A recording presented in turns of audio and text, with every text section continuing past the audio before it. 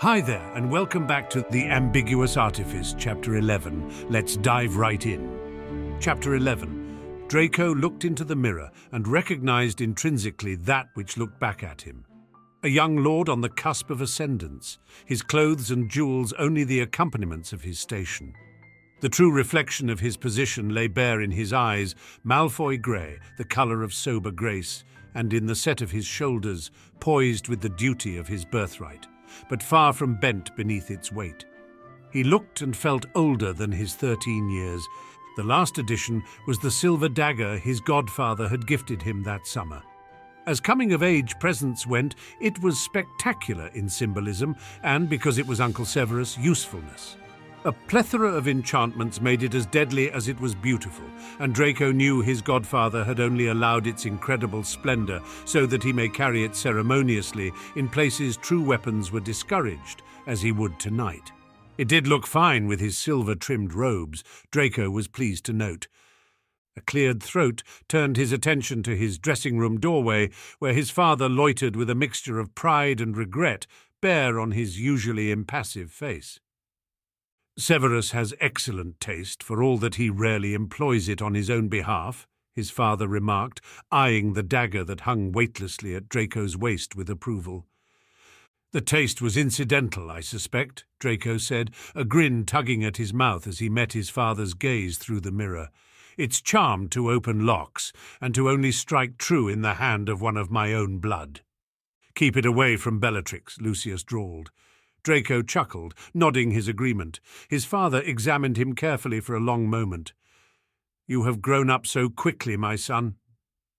It does not seem quick to me, Draco said, turning his gaze back to the mirror, this time seeing the flaws, the slight gangliness that spoke of heights not yet reached, the chin that was not quite as firm as what his father's granite profile boasted. It will accelerate before you realize, Lucius said. When you look back on tonight, you will remember it as a milestone. It's just another party at the Parkinson's estate, Draco said, raising an eyebrow in skepticism. We've been to dozens. Not a gala, Lucius said, shaking his head slowly. I've been to other galas, Draco pointed out. This one will be different, his father said, eyes serious in a way that made Draco instinctually pay closer attention. The sphere is widening this year. The Parkinsons are very well connected. There will be a great many ministry officials in attendance with their families. More neutral and even light-leaning families there as well. Really? Draco processed this silently. Tilting the field away from a concentration of dark families was not necessarily a bad thing, politically speaking. You will pay special attention to Miss Parkinson tonight, Lucius said. Flaunt our close connection. I will, father, Draco said, frowning a little, though I do not wish to send the wrong message. Pansy is beginning courting negotiations this winter. You could do much worse than Rose Parkinson's daughter, Lucius cut across him sharply. Yes, father, Draco said, automatically obedient. His father eyed him through the mirror thoughtfully. Perhaps you had a different prospect in mind. Draco blinked in slow confusion. Your friendship with Heir Black is quite close, Draco, Lucius prompted drolly. Draco's nose wrinkled instinctively before he could still it. Rigel is a friend, father. There was a confusion in his breast that voiced some uncertainty about the exact nature of his relationship with Rigel Black, but it was easy to ignore. Like you and Severus, he offered when his father looked unconvinced. Lucius laughed shortly. Severus and I were not always such good friends, Draco. I thought you were schoolmates, Draco said, eyes narrowing. He was sure his father and godfather had told him they met at Hogwarts. He was several years younger than I, Lucius said dismissively, moving from the doorway at last and approaching the large window on Draco's left. It looked out over his mother's garden, which the house elves decorated beautifully with silver lights in the winter months. How did you become close then? Draco asked, now curious as to why he'd never heard the story. Through the Sow party? Lucius's smirk was incredibly wry. In fact, when Severus first petitioned to join the party, I suspected him a spy. Draco's mouth fell open, prompting a dark chuckle from his father. Oh, yes, he was a nobody in school, kept to himself and disdained society in all its forms. I don't blame him. Society is no place for a half-blood whelp without family to recommend him, which is exactly what Severus was. Then he took his mastery at 17, breaking half a dozen records in the process, and suddenly all his reticence and taciturn disgust disappeared. He made the right friends, said the right things, and he was talented. So talented that he didn't need to say or do the right things, don't you see? The party would have accepted him anyway, on merit alone. You suspected him of playing his way in, Draco whistled. I hope you didn't say that to his face. Of course I did, Lucius smirked. I was young and indelicate. This was before I married your mother. Snape was easily provoked. A slur to his heritage brought his acerbic nature to the fore with little trouble. He was suspiciously resentful when it came to blood rights, for one who pledged himself to a party created on the basis of their existence. I accused him of treachery and duplicitousness and demanded a duel to satisfy the honour of the party. Draco could not believe his ears. You what? Don't look so surprised. His father sighed with acute chagrin. I lost, of course. Severus annihilated me on the dueling field. I retracted my accusations at once, and shortly thereafter the two of us became friends. I even sponsored his ascendance in the party after that. I never forgot, though. Lucius had a faraway look in his eyes all of a sudden. It made trepidation blossom in Draco's gut. And I still have my suspicions. Severus is a little too close to Dumbledore, for all that he is employed at Hogwarts. Your godfather does not enjoy teaching. You don't say, Draco snorted. That much was certainly obvious. Whatever his excuses about contributing to the next generation, however arduous a task it may be, as he says, it has always felt off to me, Lucius said. He clenched his hand into a slow fist. Severus is valuable to the party, and he has become a good friend to our family. But he has secrets, Draco. Why are you telling me this now? Draco asked after a moment of silence. I know you've cautioned me about speaking freely on certain subjects with Uncle Severus before, but you've never said anything so explicit about questioning his loyalties. I tell you this to illustrate my relationship with Severus, which you claim is just like your relationship with Rigel, Lucius said, voice pointed. Draco swallowed. Before he could formulate a response, not sure if he ought to defend Rigel or Snape or neither, his father went on. I understand your friendship with Heir Black, Draco. Talent calls to Malfoys. I raised you to respect it, to seek it out. Rigel is also family, which rightly elevates him even more in your esteem. You can be his friend, but I must tell you to be careful, like we are careful with Severus. For all his seeming good-naturedness and harmless intellectual facade, Rigel Black has secrets too, I'm sure of it. Draco knew as much already, had known as much almost from the start, but Lucius and Severus had been friends well over a decade, even with what was apparently a sea of doubt between them. He and Rigel would be just the same. He, the powerful, charismatic Lord Malfoy, and Rigel, the anti-social but endearing academic who everyone esteems but only Draco really understands. Pansy would be there too. It would be perfect. Or as close to perfect as real life got. Certainty wasn't the gold standard for everything, much less the Malfoy standard, which meant considerably more. Draco moved a stray hair back into its place, then turned from the mirror at last. Ready, Father? We best not keep Mother waiting. If your mother is finished with her coiffure, I'll go to the gala in stockings, Lucius said, nonetheless following him from the room. As they approached the flue room to await the lady of the house, his father placed a hand on his shoulder that was heavy with meaning. You will be careful, son. Use your gift. Discover whatever you can, whenever you can. Keep the knowledge close. It is impossible to predict what or who may become critical to your future. I will, Father, Draco said, attempting to assure himself as much as anything. He would try to be careful. He had a feeling that carefulness was a ship that had sailed without his realizing it, however. Unlike Lucius and Severus, who approached friendship with wariness and restraint, Draco was already neck-deep in it. He couldn't imagine his future in any capacity without Rigel in it. His father may as well advise him to be suspicious of himself, so awkward and unwieldy the imperative felt. Still, tonight was as good a time as any to approach his friendship anew. He would pay closer attention and try harder to see things as they were, rather than as he would have them be. Somehow, he doubted Rigel would even notice his increased scrutiny. Draco heaved a mental sigh. It was probably better that his friend was so oblivious. Draco wanted to take his father's advice seriously, but he didn't want Rigel to think him actually doubtful. Rigel had enough trouble understanding their friendship as it was. The last thing he needed to do was add complications to what was already a difficult concept for Rigel to grasp. Sometimes he wished he could have simple friends, ones with simple needs and easy-to-suss-out goals, ones who didn't hide behind personas of gilded lies and who never overanalyzed anything Draco did or said. His wishing never lasted very long, though. That sort of friendship was for boring people, with small minds and even smaller lives. Draco was made for more interesting things, even if sometimes the interesting things were the most troublesome. Harry gave up looking for some semblance of herself in the mirror after a few unsuccessful minutes, and simply settled for staring at the strangely glittering creature within. Her mother had made good on her promise to help her in dressing for the gala that night, but Harry hadn't imagined that her assistance would be characterized by such alteration.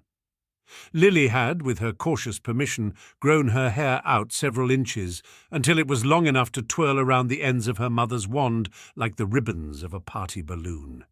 The effect was very feminine, she had to admit, but the way the curls stuck together in formation, even when she shook her head, was a bit eerie. "Stop moving," Lily laughed. "They haven't set completely yet." "They look very set," Harry said, voice dubious. "That's because you're used to wearing it messy." Lily rolled her eyes. "James is just the same. Every time I style his hair, he claims I've cemented it, just because it isn't tousled with flyaways." She trailed off with a distracted mutter as her wand made another pass over the curls at Harry's nape. Addie gurgled somewhat unhappily from her blanket across the room, summoning Lily to her side like an ancient Sheba. Harry took the moment to lower her glasses at the mirror, examining her eyes suspiciously. Her mother had done something to her eyelashes, darkening and thickening them in a way that gave her gaze an unnatural intensity. Lily assured her it was subtle, but Harry thought it entirely alien, even with the frames of her glasses to divert attention. Her eyebrows had been thinned, giving her a wide-eyed look that she wasn't sure she approved of, and she was pretty sure her mother had altered the colour of her lips slightly when she wasn't looking. She had no idea how she would undo all of it before she went back to Hogwarts, but with luck at least, some of the spells would be temporary.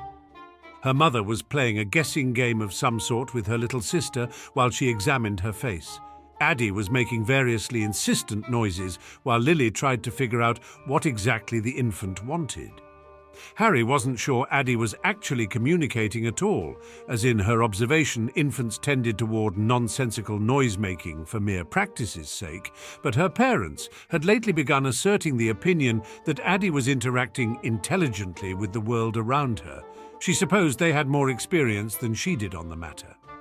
"Your ball," Lily said, holding up said toy with an exaggeratedly questioning expression on her face. "Or your blanket?" Whatever Addie gurgled must have made sense to Lily, who smiled indulgently. "Your blanket? Okay, here's your blanket." The ceremony with which she handed over the snitch-patterned cloth would have done royalty proud.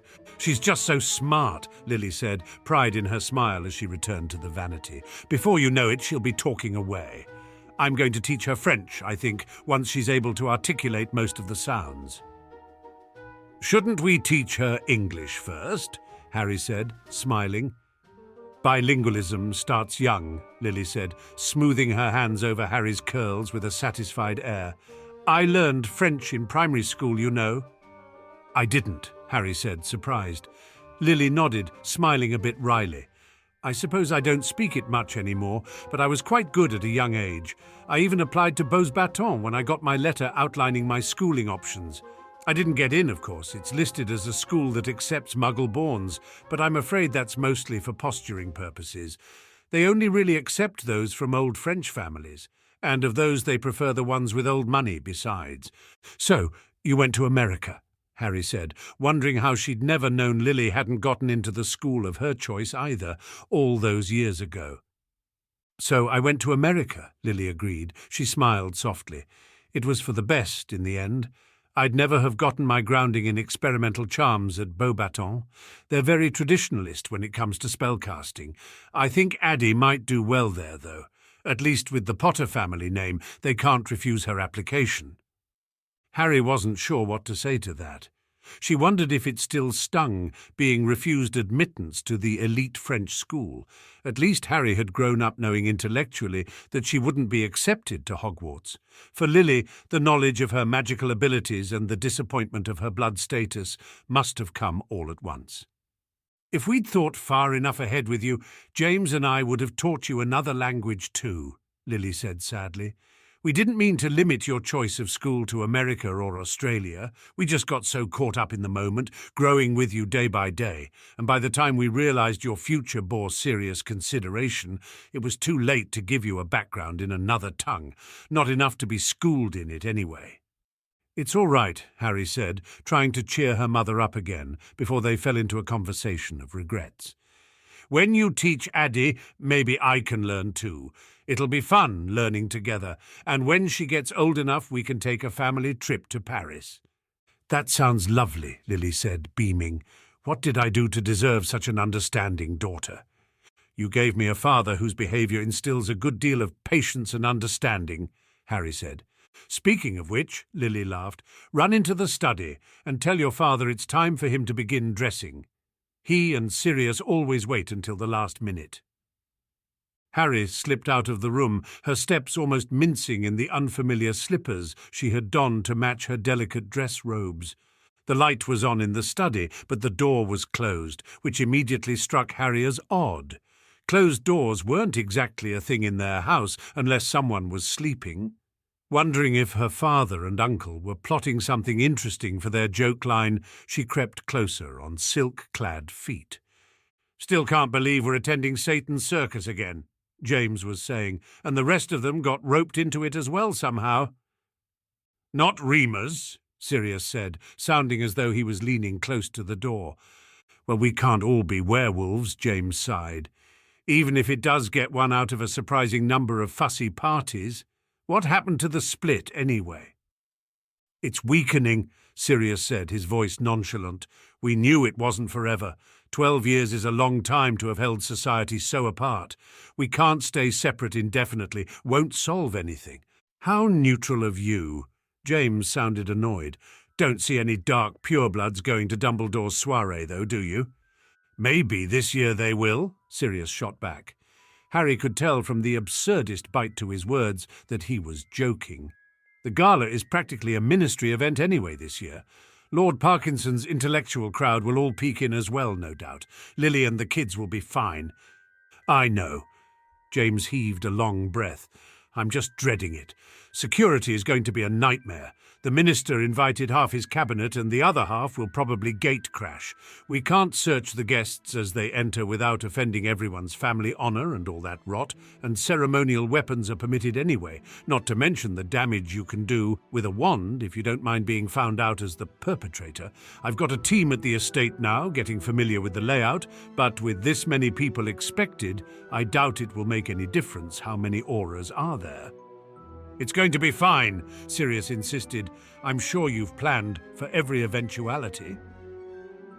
If I'd had time in the last 2 months to tie my own shoes, I'm sure I would have too, James said, audibly exasperated. We've been run ragged with all this jewel-searching nonsense. There was a short pause, into which Sirius made a kind of sound. How is that going anyway? Not well. The goblins are breathing down our necks and not saying anything helpful at the same time. We know this thing has something to do with upsetting magical creatures' natural temperament, but there's no solid information on what kind of a danger it poses to society at large. Hogwarts was the first real lead we had, with that mess on Halloween sending the office into a tailspin. We can't exactly raid the place without real evidence on where or who to search. The ward inspection was the best idea we had, and sodding Malfoy came up with that one." "How is the cow party mixed up in this anyway?" Sirius asked. "We don't know," James groaned. "They seem as eager to butt into the investigation as the goblins. If only we knew what this thing was supposed to do, we might have a better idea for motive. I've asked Remus to keep an eye out at the school. I need to go through your library, though, if you don't mind. We need hard facts on this thing before we have another mass dragon escape, or the Selkies go rouge, or whatever. All we know so far is it's dangerous, and whoever has it isn't being careful." Harry fought against the impulse to step forward, open the door, and go to her father, tell him who she thought had the Dominion jewel, tell him that it was called that even. Only the knowledge that she couldn't explain how she'd come by such information kept her feet rooted to the carpet. Maybe she could send in an anonymous tip to the DMLE. Then again, random information wasn't exactly the sort of evidence James needed to perform a legal search and seizure. She could investigate, though. Remus would be keeping his eyes open, apparently, but he didn't know where to look. Harry allowed herself a determined smile. She would add her eyes to Pettigrew's movements. When she had proof to present, she could go to her father. Or, she amended mentally, Archie could go to James. She knocked on the door before opening it to stick her head in. "Mum says it's time to get dressed, Dad. You too, Uncle Sirius." James blinked at her rather stupidly. "Fawn, is that you?" "Course it's me." Harry rolled her eyes, fighting a flush. She didn't look that different. "You look sparkling, kid," Sirius said, winking. "Lily up to her old magic, eh?" "I was held as wand point for over an hour," Harry deadpanned. "Now it's your turn." James winced. "She always puts glue in my hair." The two men wandered off in search of combs, and Harry headed to the flu room to wait. Archie was already there when she strode in and debated the merits of sitting and wrinkling the back of her robes or standing awkwardly for the next 15 minutes or so. "Don't do it. Aunt Lily will throw a fit," Archie warned her, apparently reading her mind. "She probably won't," Harry said, biting her lip indecisively. "She spent ages picking those out," Archie reminded her. Harry glanced down at the loose flowing folds of lavender and sighed. Standing it was. She leaned one shoulder against the fireplace, surveying her cousin briefly. "Where are your gloves?" Grimacing, Archie pulled a pair of black dress gloves out of his pockets. "They feel weird, like I can't use my hands." "You have to wear them," Harry said, stroking lightly over her own silk-covered fingers. "I know," Archie moaned, "but how am I supposed to eat?"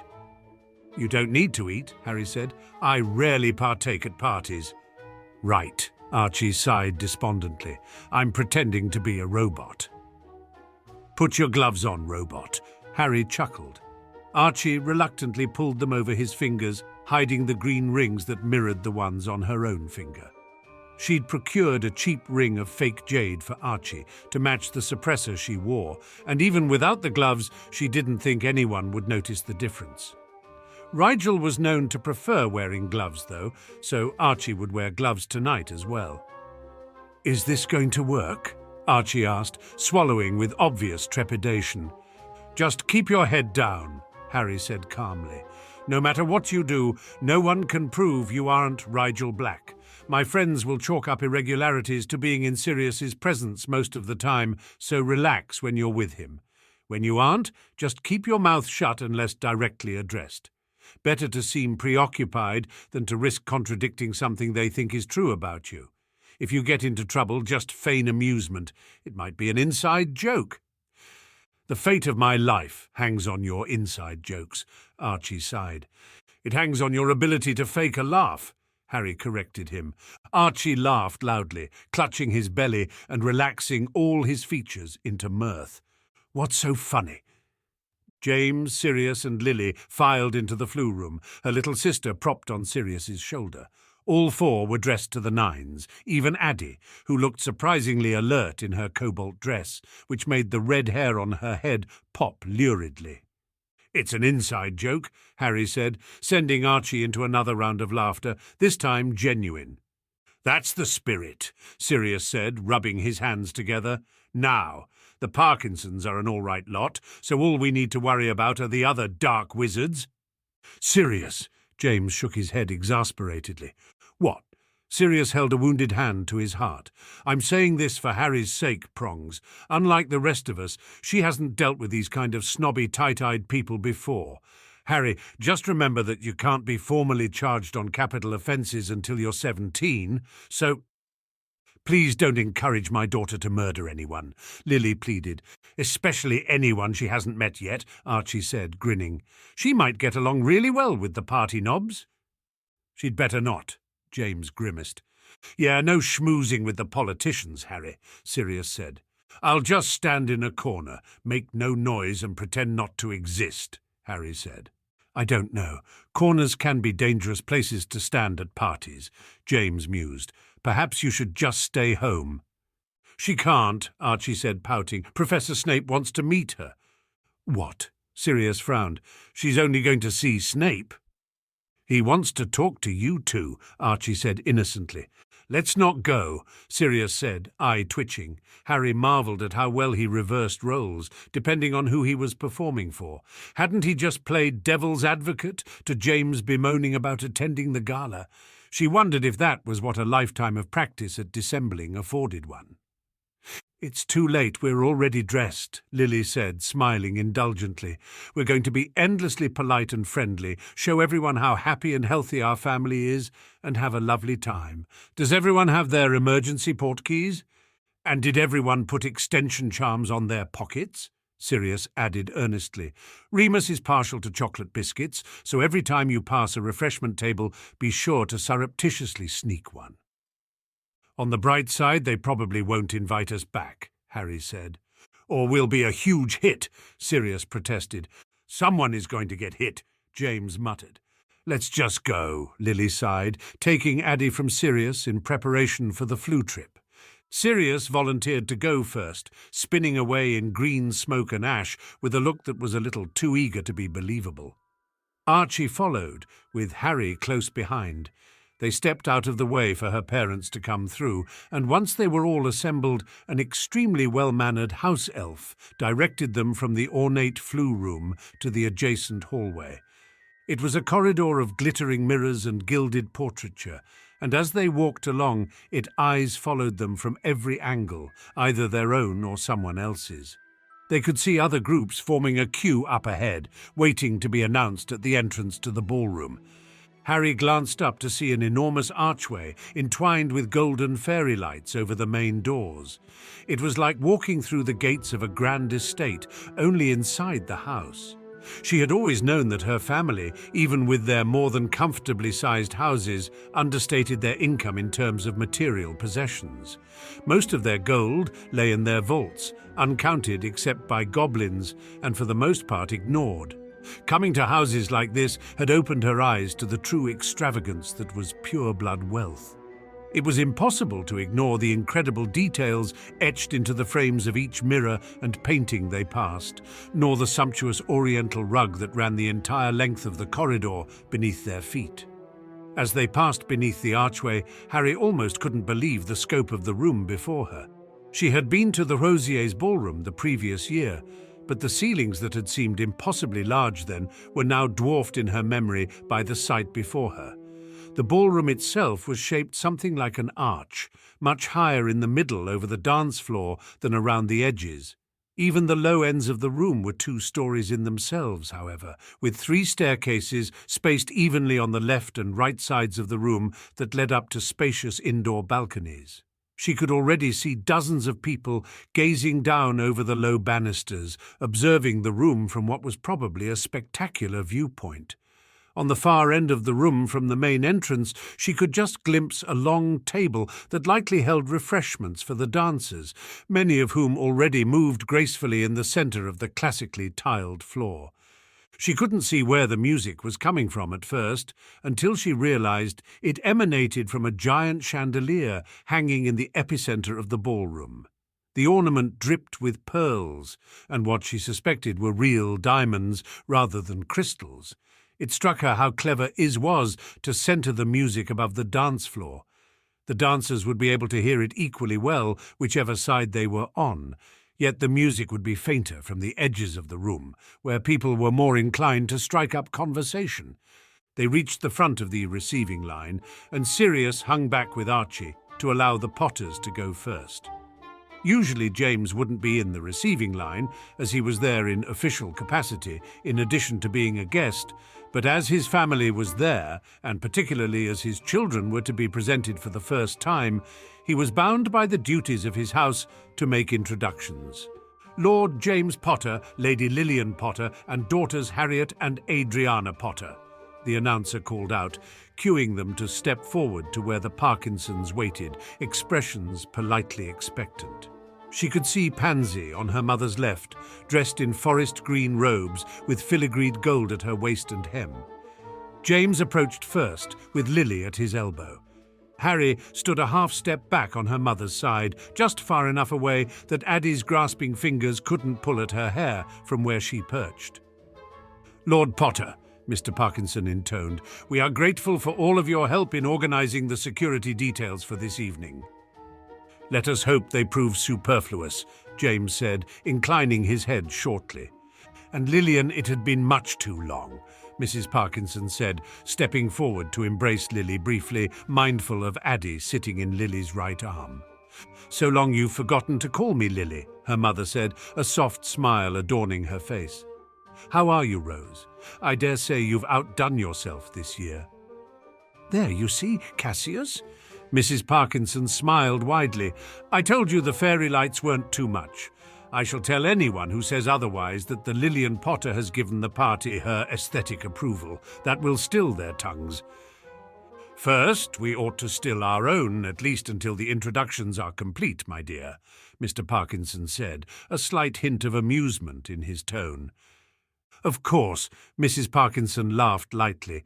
"It was so good to see you again that I forgot myself. Lord Potter, Lady Potter, let me present to you my daughter, Pandora." "Honestly, Mother," Pansy sighed. "Who prefers to be called Pansy?" Mrs. Parkinson finished, with an indulgent glance in her daughter's direction. "It is a pleasure to meet you, Pansy," Lily said with a sly smile of her own. "You might get on well with our own daughters, Harriet, who insists that she was named Harry, and Adriana, who we call Addie for brevity's sake." "I'm sure I will," Pansy said, turning curious eyes in Harry's direction. Harry's instincts summoned up a deferential bow before she could stop herself. Halfway through, she realized she was wearing skirts, but had no graceful option except to complete the dip as naturally as she was able and offer a smile to the Parkinsons that she hoped took the edge off of any perceived slight. "How charming," Mrs. Parkinson said, positively beaming at her. "It is so wonderful to finally meet you, Harry, and you as well, of course, Addie." She wiggled her gloved fingers shyly at Addie, who blinked big blue eyes in her direction and gurgled a bit. "Thank you for having us at your estate this evening, Lord Parkinson, Lady Parkinson," Harry said, keeping her voice soft, even though without the voice-altering charm she didn't sound too much like Rigel these days. "It's lovely to meet you, Pansy," she added, offering her friend a distant smile. "You're most welcome, all of you," Mr. Parkinson said. With a sweep of his hands, he gestured to the ballroom at large. "Please, enjoy your night." They moved off to one side to allow Sirius and Archie space to greet their hosts. "I didn't know you knew the Parkinsons, Mum," Harry remarked as they waited. "Long ago," Lily said, "before the split, dark and light-aligned families nearly always attended the same functions. Some charity, some political, others just for fun. There used to be a grand Yule ball at the ministry each year, but they stopped throwing it when prominent members from either side of the split refused to attend as long as families from the other side were attending. I did not know Rose Parkinson so well as all that, however. She is an eminently friendly soul and pretends to a greater affection than we carried in truth between us. It is part of her charm," James put in, "and the only thing that makes her husband's company bearable." Lily discreetly elbowed James in the side. "Be nice. He is our host and he was perfectly polite." "Exactly," James snorted. "Perfectly polite and not one iota more." "It's not as if they owe us anything," Lily said quietly. "Politeness is more than enough for tonight." "More than we expected, at any rate," James allowed. He ran a hand through his hair automatically, only to wince when he intercepted his wife's annoyed glare.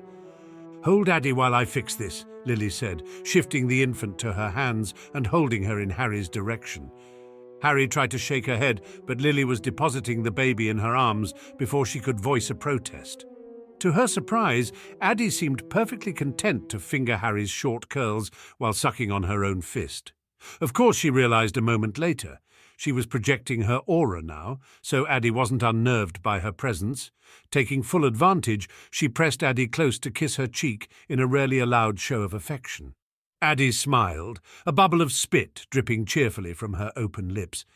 Lily casually plucked her husband's handkerchief from his breast pocket and wiped the drool away before taking Addie back into her arms. Before she could return James's handkerchief to his pocket, they were approached by a portly man in a bowler hat who said, "Potter, at last! That fellow you assigned me won't stop hovering." "Minister," James greeted him with a professional smile. "It is his job to hover." "Well, tell him to do it from further away." The minister, who Harry now recognized as the confidently smiling man in the Prophet, flapped his hands agitatedly. "How am I to charm new contributors for my next campaign with that stony mug looming over my shoulder?" "I'll tell Dawlish to loom from 10 feet. How's that?" James said, a smile tucked away into the corner of his mouth. "Not satisfactory," the minister said, frowning. "I need your pretty face, Potter. Come guard me." James gave Lily an apologetic glance, which the minister caught with a jolt of exaggerated surprise.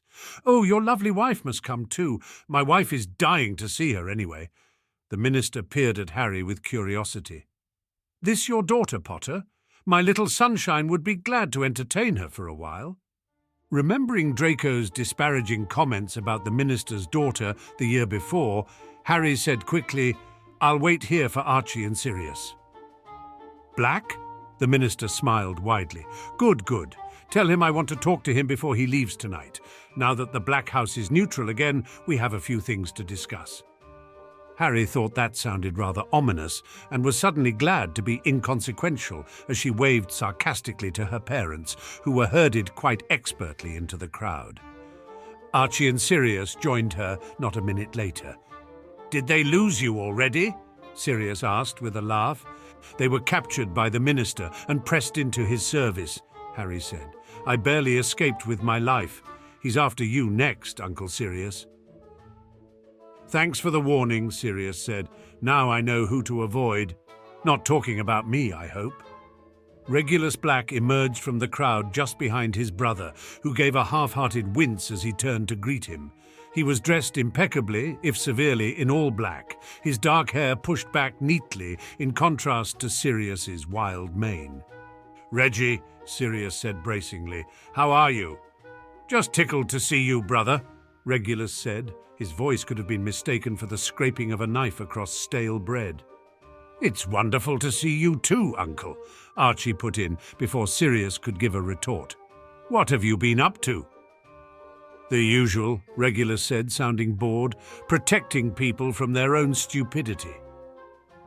"I told you when you specialized in ward construction that you would spend all your time arguing with architects," Sirius said archly. "At least I spend my time doing something," Regulus said, one eyebrow lifting. "When was the last time you added to our family's fortunes, instead of merely depleting them, brother?" "I have a team of incredibly talented investors who do that for me," Sirius said, waving his hand dismissively. "And how do they feel about you going neutral?" Regulus asked, a sly smirk adorning one cheek. "Are they just ecstatic? Does it warm their accounting books to know that all those galleons you've been funneling into the Light Party's donation fund are safe in the vault where they belong?" "My employees don't give a rat's arse what I do with my money," Sirius said, scowling. And what about Dumbledore?" Regulus pressed, his smirk widening further. "How is the old puppet master getting along without your oh-so-regular contributions?" Harry's eyes widened as she realized for the first time that Sirius claiming neutral status might have greater repercussions than he had intimated to them. "Lord Dumbledore will be fine for a few years," Sirius said stiffly. "So you admit you swung neutral only in name, in a distasteful attempt to squirm your way back into the world your son has already begun to embrace, like a child swimming after its parent into deepening water." Regulus had lost his smirk, and now looked merely disdainful. "Is Lord Potter donating double to compensate for your clinging need to smother your heir? Or perhaps you're still funneling galleons in your friend's name?" Sirius stiffened, and even Archie looked shocked that his uncle would state such an accusation out loud. "You impugn my honour, brother," Sirius actually sneered, a look that brought him closer to the old paintings of black family heads than Harry had ever known he could come. "You only insult yourself, as I am the lord of the house you serve." "As long as you acknowledge that I am the only one of us currently serving the House of Black," Regulus said smoothly, and oily smile his answer to Sirius's affront. "Well, me and your son, that is." He gave Archie an ironic nod, which Archie did not return, instead meeting his uncle's gaze evenly, insulted pride on his father's behalf obvious in his eyes. Regulus shrugged minutely at Archie's silence and turned his attention to Harry instead. "Who's this, then?" "I'm Harry," she said, smiling ever so politely. "Your second cousin once removed, Mr. Black." "Potter's heiress," Regulus said, grimacing slightly. "Careful of the company you keep, Rigel." With that, he walked off, leaving Sirius to fume for about 30 seconds before pulling himself together visibly. "Well, why don't you two run along and meet Archie's friends?" Sirius suggested. "I'm going to get a drink before I find some way to royally embarrass little Reggie until he remembers to avoid me." She really couldn't tell if her uncle was kidding. They dutifully bid him goodbye, though, and began searching for her classmates. "Stop searching so obviously," Archie said lowly after a moment. "I should be the one to recognize them, not you." She didn't think anyone would be watching them so closely, but she did as he asked, scanning the room more subtly as Archie looked obviously about them. "Maybe they aren't here yet," Archie said, frowning. "The Malfoys at least have to be here," Harry told him. "They're close with the Parkinsons and were probably one of the first families to arrive." "I see blonde hair that way," Archie said, gesturing to the far side of the dance floor. "I think that's Draco's parents," Harry said. "You don't want to talk to them yet. Mr. Malfoy can sense fear." "I'm not afraid of him," Archie protested. "You should be," Harry snorted. She caught sight of Millicent suddenly through a gap in the crowd. "This way." She pretended to follow Archie, all the while mumbling directions, until he recognized the group of young purebloods she was leading him toward. She dearly hoped his memorizing pictures from backlogged society pages at the public library would get him through the introductions without hiccup. Draco, Theo, Millicent and Blaise all stood together near a pillar under one of the balconies. They looked over when Theo called Rigel, with a grin stretching his thin features. "Hey, Theo, good to see you," Archie said, smiling easily. He checked himself after a moment, reining in his smile to a more reserved expression. "Draco, Millicent, Blaise, how's the party?" "Excellent," Millicent said. "The food is being made continuously. It tastes like you plucked it from the chef's hands yourself." "And the music is instrumental, thank Merlin," Blaise said with an appreciatory smirk. "Not that vocal extravagance last year." "I like the merfolk band," Theo protested. "You would," Blaise snorted. "Sirens sing sweeter, and they can do it above water." "And half the guests would suspect they were being hypnotized," Theo argued. "Only the paranoid ones like you," Archie put in with a grin. Well done, she mentally applauded him. All that time studying her friend's defining characteristics had paid off. "At least I haven't left my cousin just standing there without an introduction," Theo sniffed. He relaxed into a more friendly expression a moment later. "Do you remember me, Miss Potter? We met in quality Quidditch once." "I remember you mistook me for me cousin, Mr. Knott," Harry said, smiling. "You had shorter hair then," Theo said, coughing embarrassedly. It's Harriet, right? Millicent said, leaning forward to catch Harry's eyes curiously. Just Harry is fine, she said, blinking uneasily from behind her glasses. Would Millicent think it odd that her eyes were less brilliant than rumoured? You're Millicent, is that right? She glanced at Archie, as though double-checking. Archie nodded. Harry, this is Millicent Bulstrode. Theo, you already know. Draco Malfoy and Blaise Zabini. He nodded to each of them in turn. Harry dipped a small curtsy, feeling entirely out of place doing so. It's nice to finally meet you all. Rigel has told me so much about you. Not too much, I hope, Blaise said, eyeing her in what looked like indulgent amusement. We hardly know a thing about you. We know she's interested in potions, Theo said, seemingly taking it upon himself, as the only one who'd met her before, to smooth her way into the conversation. More even than me, if you can believe it, Archie put in, grinning slightly. We really can't, Draco said drolly. There was an awkward pause in which Harry affected polite aloofness to hide the feeling that she was intruding on something. She had known intellectually that meeting her friends as Harry would be different from meeting the Weasleys, whose easy acceptance was a reflection on their open-heartedness, not on the way friendships worked in general. She wondered if she had adequately prepared herself emotionally, however, as her Slytherin friends visibly hesitated on how to proceed. "Did you all hear about that dragon escape?" Archie said, painfully drawing the subject into neutral territory. "It was all over the news before Yule, but they haven't printed much since then. Have they caught them all yet?" "Only 3, Blaise said. "The press is keeping a lid on it, so it looks less like incompetence at this point." "Even though that's what it is," Draco said, sneering. "Those dragon lovers on the reserves can hardly control the beasts in their fear to hurt them." "Dragons are kind of hard to control in the wild," Archie said fairly. "It's difficult to make them go anywhere when they can run in so many directions. All they can do is keep them away from human settlements until they run out of energy and fall asleep." "They aren't doing a very good job, though, are they?"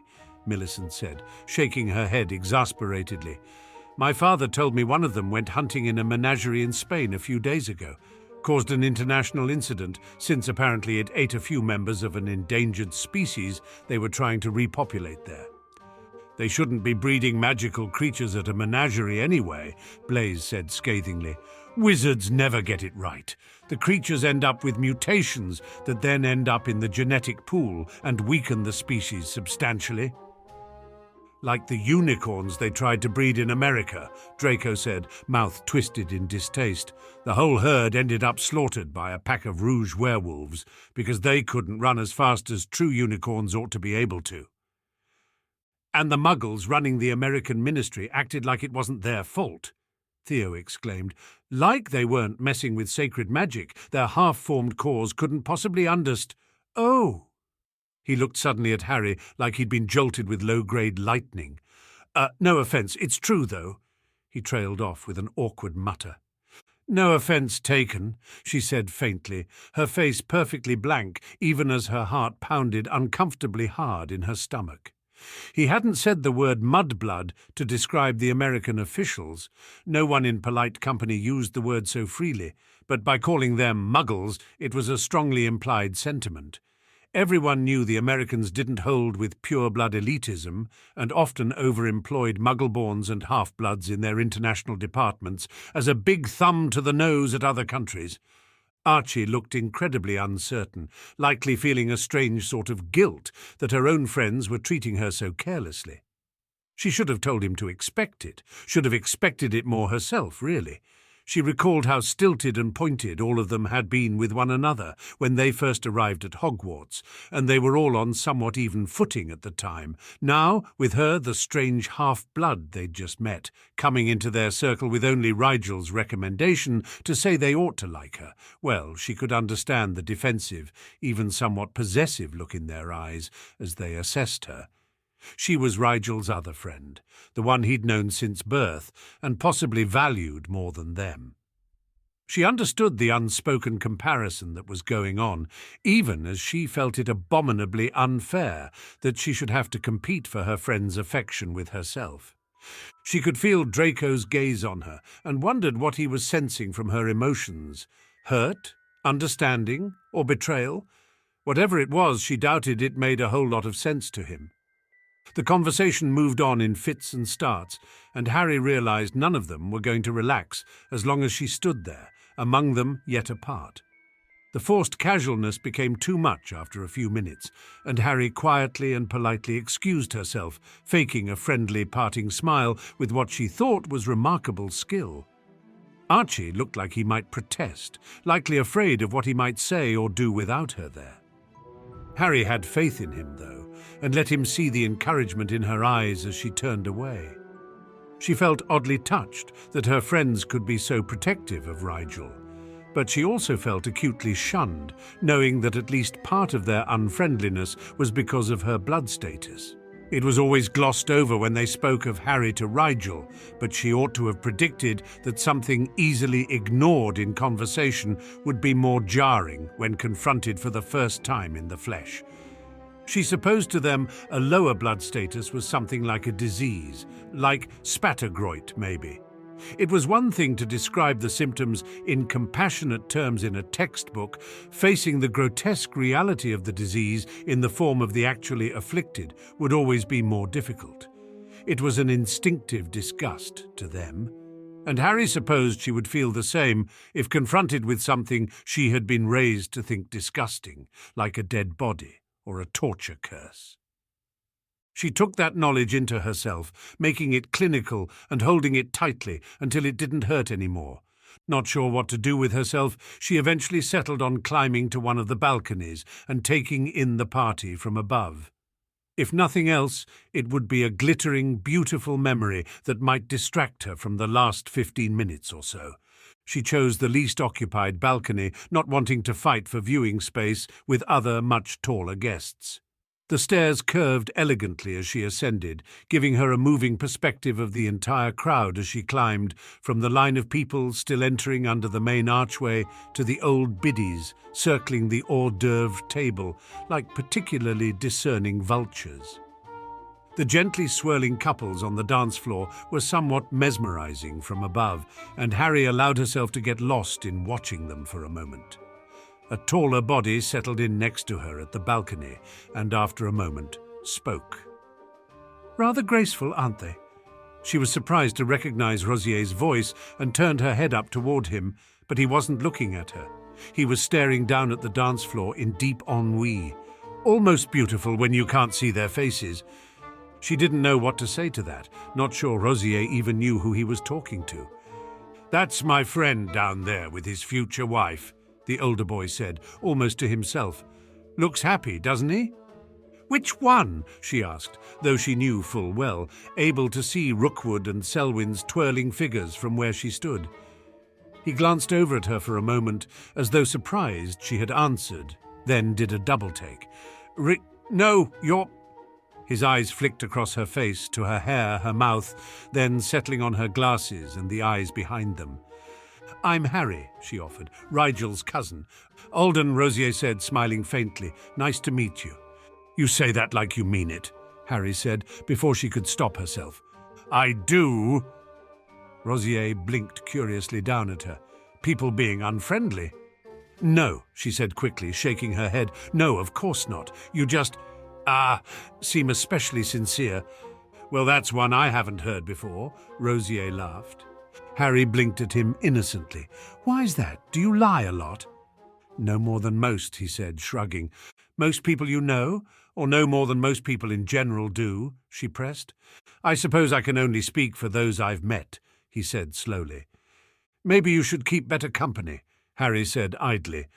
"You volunteering?" She turned away to hide her smile, looking back over the pulsing crowd. "I was here first, but I guess I can't make you leave." "You wound me, fair lady," Rosier said, sighing dramatically. "Don't bother," Harry huffed. "Rigel's told me all about you." "What does Rigel say about me?" Rosier asked, leaning toward her with undisguised interest. "He says you like to confuse people," she told him. Rosier looked perplexed at that, leaning back against the balcony banister with a thoughtful expression. Rigel is intimidated by those who might see him too clearly. He confuses himself. Harry looked back at the ballroom below them, wondering at that. She didn't know he thought so much about her. Rigel, that is. "So what are you doing up here, cousin of Rigel's?" he asked, resuming a front-facing position next to her so he could gaze down in boredom at the masses. "I don't really fit in down there," she said, surprising herself with her own honesty. Maybe she just needed to say it. Maybe if she said it out loud it would release some of the pressure in her chest. She looked sideways to judge his reaction, hoping for something other than pity or contempt. Understanding, maybe? He looked pained, at least. "It's all right," she said, not sure if she was reassuring him or herself. "I didn't really expect to. It just sort of hit me for a moment. It's quieter up here." "Quieter in your head, you mean?" Rosier said. "I understand." For a little while that was enough, even if he was only being nice to her because she reminded him of Rigel, or because he rejected everything his family stood for, including their hatred of people like her. She still appreciated it. They stood in silence, just soaking in the atmosphere passively. "Want to count how many people we can see pretending not to be drunk?" Rosier suggested after a time. "You're on," she said, scanning the crowd immediately. "There. That woman in the blue fur shawl just spilled her drink down her front, and now she's trying to wipe it up without looking like she's adjusting herself." "The one giggling?" Rosier laughed lowly. "She's definitely tipsy. How about that man in the brown top hat? He keeps teetering." Harry shook her head. "He's wearing risers in his shoes to make himself seem taller. See how his tailored pants don't quite reach down to where they should? He's tried to disguise it by wearing boots, but you can tell because those are the boots he wears outside, and the pant leg is showing part of the boot that usually stays covered. See? The material is lighter, whereas doesn't normally get exposed to the elements." Rosier stared at her. "How could you possibly see that? Do those glasses magnify things?" Harry smiled secretively. They did indeed, though she didn't usually advertise that fact. "It would be pretty inefficient to wear glasses that only corrected my sight." "You cheat," he said, smiling widely. "It's only cheating if I use this pair for Quidditch," she said. "Well, I feel cheated," Rosier protested. "I'll let you have the next one," she said kindly. "I only met you 10 minutes ago, and you're already patronizing me," he said incredulously. "I was patronizing you the whole time," she told him sadly. "All right, so that's how it is," he muttered, turning back to the dance floor with a scowl. "There, lady in the orange shoes, just started doing the steps to the Italian version of that dance while they're clearly playing the French music." "I thought this song was Austrian," Harry frowned. Rosier laughed, though not too unkindly. "Way off, Miss Potter." "Just Harry," she said, feeling a bit like a broken record that night. "Oh, there's one, the man in those weirdly cut satin robes, over by the far staircase." "In the shadows there," Rosier squinted. "He doesn't seem drunk." "That because he just took a sobering potion," Harry laughed. "You saw him?" he asked, smirking. She shook her head. "See how he winces every time the lady next to him raises her voice to talk to that old man on her other side, and how he averts his eyes from the lights? That man has a serious hangover, and unless he got drunk at 8 o'clock this morning, it's because he just took a sobriety potion and is waiting for it to fully kick in. The cheaper ones take the buzz away first, then cure the headache once the willow bark fully breaks down in the system." "You are uncommonly observant," Rosier sighed. "I am never going to win this." "Is there anything you're good at?" she asked, laughing lightly. Her smile fell when he was quiet a moment too long. "Probably," he said, not looking at her and letting out a short laugh she could tell was forced. She felt like that was her cue to say something, but she wasn't really any good at comforting people. They lapsed into silence once more, not entirely uncomfortable, but not the easy calm that it had been either. "I should go back," she said eventually, "check on my family." "I'll walk you down," he said, the pureblood gentleman once again. They descended the staircase slowly, neither particularly eager to rejoin the scene. As they reached the bottom, he grasped her hand suddenly. "Would you like to dance? His eyes stared down at her, imploring, but all Harry could think was how strange that would be, dancing with Alden Rosier. "Not on your life," she said, summoning the smile Rispa had taught her for use when turning people down to soften the bluntness of her speech. "You and Rigel are quite a pair," Rosier said, smiling with the tiniest bit of self-deprecation as he released her. She resisted the urge to roll her eyes. "If you say so, Rosier." "It's Alden," he said quietly, staring at her with a frown. Belatedly, she realized he hadn't introduced himself with a last name, which meant it was odd of her to use it. "Of course," she said, smiling sheepishly. "Rigel calls you that, sorry." "It's all right," he said, gold eyes relaxing from their sharp inspection. He looked a little disappointed for some reason. She glanced around the room indecisively. Should she rejoin her parents? Try to find Archie? A sudden glimpse of curtain-like black hair from across the room decided her. Professor Snape was here. "I have to go do something," she said, looking up at Rosier with a half-grimace.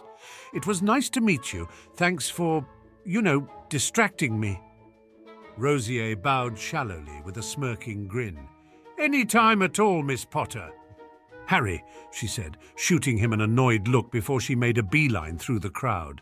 Now was as good a time as any to have Archie introduce her to Master Snape. She just had to find her cousin first.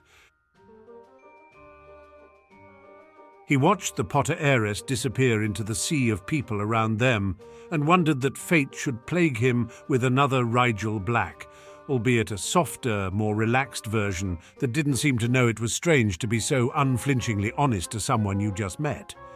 A tap on his shoulder turned his attention to Edmund, who had apparently danced through the soles of his shoes and finally abandoned the dance floor.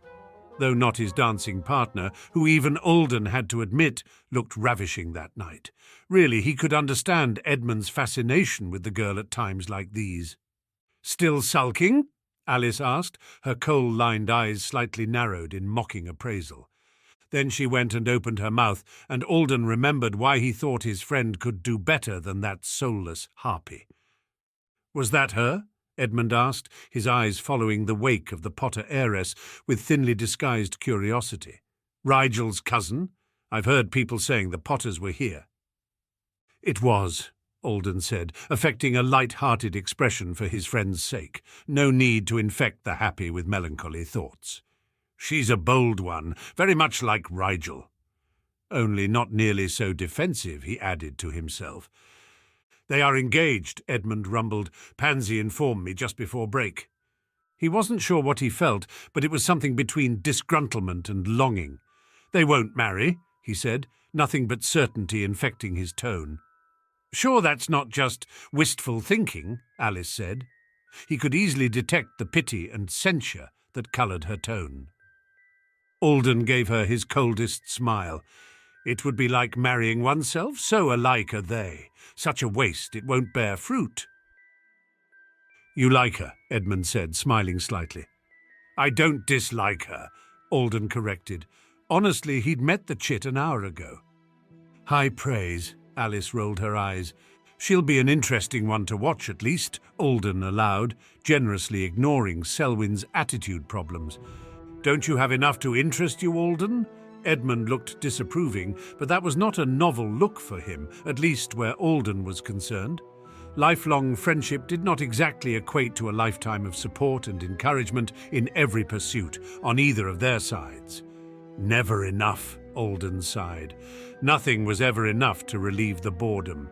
Some things pushed the cold feelings back for a while, but nothing he'd found so far could banish them completely. She could tell Archie was nervous as she subtly steered him in Snape's direction. He had been having a relatively good time with her friends, it seemed, though it didn't surprise her, as one of Archie's strengths was his ability to meld seamlessly into any situation he found himself in. She couldn't think of a single person he'd ever met that he didn't get on with. "Just make the introduction and then make yourself scarce," she told him quietly as they wove through the crowd. "The last thing you want is to get caught up in a potions conversation. You're good, but not good enough to pass Snape's scrutiny." "I know," Archie said, laughing a bit hysterically. "Why do you think I'm so concerned?" "He won't be looking too closely at you," Harry assured him. "He'll take you for granted at this point. Keep it simple, and you'll be fine." "Simple," Archie said, nodding. "I can do simple." "There he is," Harry said, indicating a group up ahead that included the Malfoys and Regulus Black, in addition to Snape himself.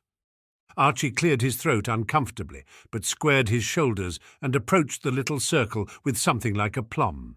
As he neared, the Malfoys stepped slightly back in an inclusionary way, and Harry couldn't help but be moved on Archie's behalf. The Malfoys really were too good to her, Rigel, whoever. "Lord Malfoy, Lady Malfoy, Uncle Regulus." Archie's bow was perfectly deferential. "Please excuse me, but I would like to borrow Professor Snape for a moment." Snape glanced from Archie to Harry without expression. "Excuse me, gentlemen, lady, I must attend to this." The other three all intimated various degrees of gracious agreement, and Snape led her and Archie to the room's periphery, his face as unreadable as stone. Archie, probably eager to get the interaction over with, turned to Snape with an open expression. "Sir, this is my cousin, Harriet Potter. Harry, Master Snape would like to speak with you regarding the potions knowledge that is passed between us." Neither Harry nor Snape spoke, instead opting to size one another up in silence. Archie waited a beat, then said rather abruptly, "About that other thing, Professor Snape." When Snape's eyes flicked toward him questioningly, Archie hastened. "The apprenticeship, I mean." "What about it?" Snape asked, eyes assessing. "Have you reconsidered?" "Not at all," Archie said, voice sure. "I had some advice for when you approach my father, though, if you don't mind it." "I welcome it," Snape drawled, managing to only sound a tad bit sarcastic and long-suffering. "Try to time it so that you make the offer in front of my Uncle Regulus," Archie said, eyes careful. "If you make it seem as though it's a matter concerning me as the Black Heir, not just as my father's son, he will feel obligated to consider it seriously. With my uncle there watching, I believe my father will be more likely to evaluate the offer from the perspective of the family, rather than just in terms of what he thinks would be best for me." Snape looked as surprised as Harry felt. She had no idea Archie was so empathetic when it came to Sirius's impulses. She always underestimated the close bond that existed between the two. "An astute suggestion, Mr. Black." Snape inclined his head slowly. "I will take it under advisement."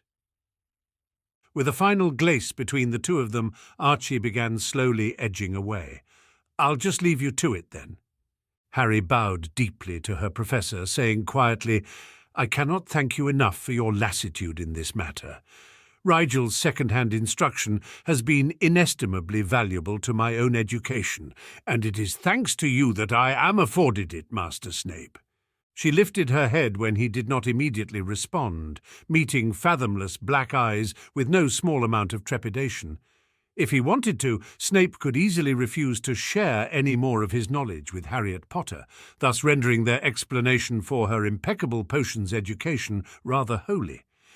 It was a strange feeling to be completely at another's mercy in such a way. She couldn't say she enjoyed it, but she comforted herself with the knowledge that even if he completely refused her any future knowledge, she would still be studying under him in Rigel's guise. It would make their eventual reversal less believable, perhaps, but it wouldn't do irreversible damage to their deception. It was with equanimity, then, that she met Snape's gaze, ready for whatever he thought to throw her way. It was not often that Severus had to consciously force himself to look at something. He had not led a sheltered existence and had come across and catalogued innumerable disgusting and chill-inducing specimens of nature. He flinched from neither man nor beast, but at that moment it was difficult to prevent his eyes turning away from the sight before them. The girl had been sent to torture him, perhaps in payment for some offence he'd laid against the gods. Every feature was a barb, digging into his soul with careless momentum. Her hair arranged in exactly the style Lily had favoured as a girl, her eyes a watered-down bastardization of the green they imitated. More than their colour, though, it was the expression they carried that had him grinding his teeth. The girl looked at him like he were a magistrate, and she awaited a stay of execution order. Didn't she know how foolish it was to give power over oneself to a complete stranger? She gazed up at him calmly, even with the fervent hope burning in her eyes. Was she an idiot to place so much unnecessary faith in a name she'd read in some backlogged guild periodical? He supposed there was a simple way to find out. He couldn't recall what inane speech she'd made as he considered the merits of walking away, but it didn't matter. He would not be swayed by words of supplication or gratitude, no matter how neatly thought out. He cared only for talent, and he need only discover whether she truly possessed any, or whether she was, as he half suspected, merely riding her more talented cousin's coattails. "I read the notes you sent me," he informed her, aware that the silkiness in his tone had been known to send grown men into tremors. "You have a very forthright style of explanation, which will serve you well in academic endeavours. It's much like Rigel's." The flat insinuation ought to have taken the anticipatory flush right out of her cheeks. Instead, she merely raised an eyebrow as though he'd said something somewhat interesting, but ultimately trite. "Rigel and I are both academics. We learned our styles from the same essays and issues growing up." She did not appear to give his unstated accusation any weight. "Did you find the notes interesting? Do you think the brewing technique I outlined might be worth implementing on a larger scale?" He did, in fact, find the possibilities raised by such a process intriguing, but that was not the substance of the discussion he wanted to have. "It seemed altogether impossible for most mid-level brewers to imitate," he said, sneering slightly in a habitual reflex that was directed more at himself than at the girl. It had taken enormous amounts of concentration and willpower for him to replicate even the most rudimentary of the shaped imbuing recipes outlined in the notes she'd sent him. That, with the instructions before him and the knowledge that what he was attempting was theoretically possible. The idea that this slip of a girl had created such a technique on accident was an insult to the abilities of potions masters everywhere. "Most people don't bother learning wandless magic." The child shrugged as though such a skill ought to be taken for granted. "Once you can perform the requisite magic, the brewing itself is simple." "Forgive me," he said lowly, eyes flashing in what his students would recognize as a warning, "but how is it that you are able to perform the requisite magic, Miss Potter?" She looked wary for a moment, then noticeably relaxed, as though she'd considered it, but ultimately dismissed his words as a threat. "I've always had good magical control, Master Snape." "This technique requires excellent magical control," he said sharply, looking for any sign of a lie in her attentive expression, "and a not inconsiderable amount of raw magic to power that control. Frankly, I doubt you have the reserves necessary to make this a worthwhile technique." Her eyes widened slightly, in what he assumed was belated understanding, but she didn't appear either guilty or conniving as she answered, merely sheepish. "It's true, I don't have an incredibly powerful core or anything." She actually smiled up at him as though apologizing for the natural state of her magic. "But I've enough for one relatively powerful shaped imbued potion before my core runs dangerously low. It does make the research slow-going, but it's not as though I can do magic over the holidays anyway. I may as well use it all in my experiments." Severus stared down at her, not sure if she was deliberately misinterpreting his words or just immune to insinuation.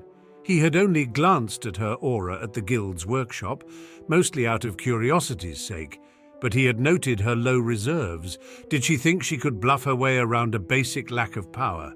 She couldn't know that he was able to easily discern her core's magic level through her aura, but she ought to know that eventually she would need to prove in person that she could use the technique she was claiming to have invented. She continued to stand there patiently, not fidgeting or showing any signs of unease, even while he took an uncomfortably long time in answering each of her statements. Feeling no remorse for any discomfort she was suppressing, Severus took a moment to adjust his magical sight. He would check her aura again, just to be sure of his assessment. Her occlumency shields came into focus first, and he frowned as he took in their general shape and feel. They were very similar to the way Rigel's had been constructed, the last time he'd bothered to peruse them, making him suspect that his student had been teaching his cousin more than just potions.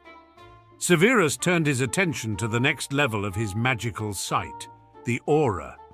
What he found didn't make immediate sense. Her magic reserves appeared perfectly adequate, slightly above average, in fact. He didn't understand how he could have misread the projection that summer. Her aura was rudimentary in its simplicity. Nothing complicated about this one, he thought, the snideness calming his mind and allowing him to reach for the obvious explanation. Clearly she'd exercised her magic heavily before the open house that day. If she had brewed one final shaped imbued potion before the presentations, the aura he had read reflected her state of exhaustion, not her true average. In retrospect, he ought to have found the low levels of magic he'd observed a little odd. Whatever else could be said about her parents, their magic was strong. "Tell me about your schooling," he said eventually, opting to drop the subject of her magical ability completely. He would take it as true that she could have come up with her technique. "I attend the American Institute of Magic," she said, looking a little perplexed. "You are not in the potions tract," he prompted, remembering Rigel's convoluted explanation of this fact. The girl nodded slowly. "The healing tract at AIM is better than the potions tract. The knowledge I would have learned in Master Talam's classes I can pick up more efficiently in self-study. The healing classes there are superb, however, imparting knowledge that cannot be learned from books. By joining the healing tract, I optimize my learning." "Which will you choose in the end?" he asked. "Potions," she said. The statement was neither earnest in an attempt to convince him, nor casually thoughtless. It was a simple relation of fact. "Why learn to heal at all, then?" She gave him an odd look. "Rigel has already explained this, hasn't he?" "He did a poor job of it," Severus told her, smirking slightly.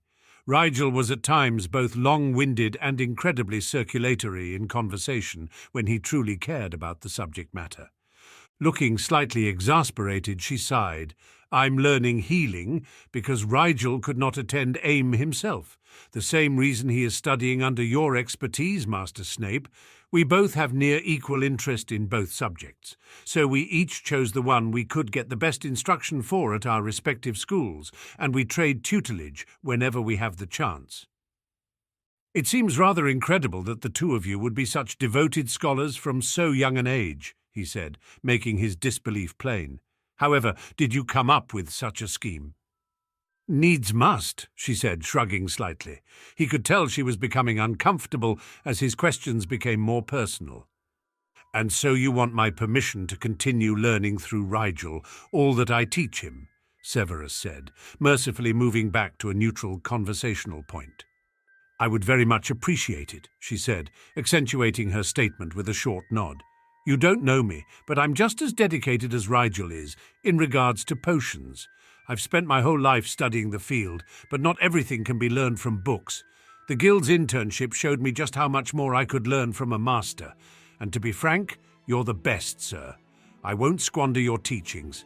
I won't use them for unscrupulous gain or take credit for the knowledge in any way. I just want to be a good potions master." "Mistress," he corrected absently. Her face twisted in something like distaste for a moment before it smoothed into a nod of agreement. He filed that reaction away, thinking the chit may be wiser in the ways of the field she wished so fervently to enter than he'd assumed. "As you are aware, I am attempting to take Rigel on as my apprentice this year," Severus told her, allowing a forbidding expression to cross his face. "You are asking me to essentially put my name behind 2 apprentices to take responsibility for your potions career as well as your cousin's." "You'll hardly notice me," the girl said quickly. "I'll be like the invisible apprentice who never bothers you. Rigel will do all the work of teaching me." "And I will bear all the accountability," Severus countered. "If you blow yourself up attempting a potion you are not prepared to attempt, questions will be asked. Am I to say that I carelessly allowed upper-level knowledge to be imparted without supervision or controls of any kind?" "You could deny all knowledge," she said, blinking up at him. "No one has to know I blew myself up trying to brew a potion whose recipe I got from you through Rigel. I'll tell my parents I want to experiment with free brewing." "You will not," Severus snapped, unable to believe the nerve underlying her words. "I won't," she hastily assured him. "I'll just mention it in passing, and then if I get blown up, they can tell the Department of Magical Accidents how they should have seen it coming, and it will be terribly sad, but no one will question you about it." He stared at her for a moment, not entirely sure there was an appropriate response to that bit of nonsense. She sighed at his lack of response. "I'm sorry, sir. Sometimes my hypotheticals run away with me. Suffice to say, I'm not planning on blowing myself up. The labs at AIM and the one I use at home all have excellent safety provisions built in, explosion wards and everything. I promise not to die in a potion-related mishap." "You'll share Rigel's inability to be sincerely reassuring." He scowled at her. "Rigel gets it from me," she said, smiling in an odd way that he immediately disregarded as irrelevant. He was no closer to deciding what to do about the girl than he had been at the beginning of the conversation, though it was now apparent he didn't have a good reason to dismiss her out of hand. A part of him was amiable to humouring the continued leeching, if only because it would please Rigel so well for some reason. He also had to admire the girl's spirit from an intellectual standpoint. She certainly seemed to have the dedication and drive that he looked for in students. She might have done very well at Hogwarts had she been born a couple decades sooner. He took a moment to disparage those who voted to ban half-bloods for depriving him of perfectly good academic stock. It would mean immense amounts of individual study, he told her, hating the hopeful, happy look that lit up her face at his words. "I'm not agreeing, yet. I will consider this matter further. You should be prepared to work incredibly hard, however." "I prefer self-study anyway," she said, looking as though she was only restraining a triumphant smile through sheer willpower. "Sir, you won't regret this." "I have not agreed," he hissed disgruntledly. "Of course," she said, smoothing her expression expertly. "Take all the time you need." The implication that he required more time to consider because he was a slow thinker did not sit well with him either, and he thought spitefully that he would make her wait for a decision much longer for that. "This is dependent upon Rigel's father agreeing to the apprenticeship as well," he reminded her, determined to wipe the happiness from her soul. "Sirius will agree," she said confidently. After a pause, she levelled a sharp look at him. "As long as you don't antagonize him needlessly." "Excuse me," he growled.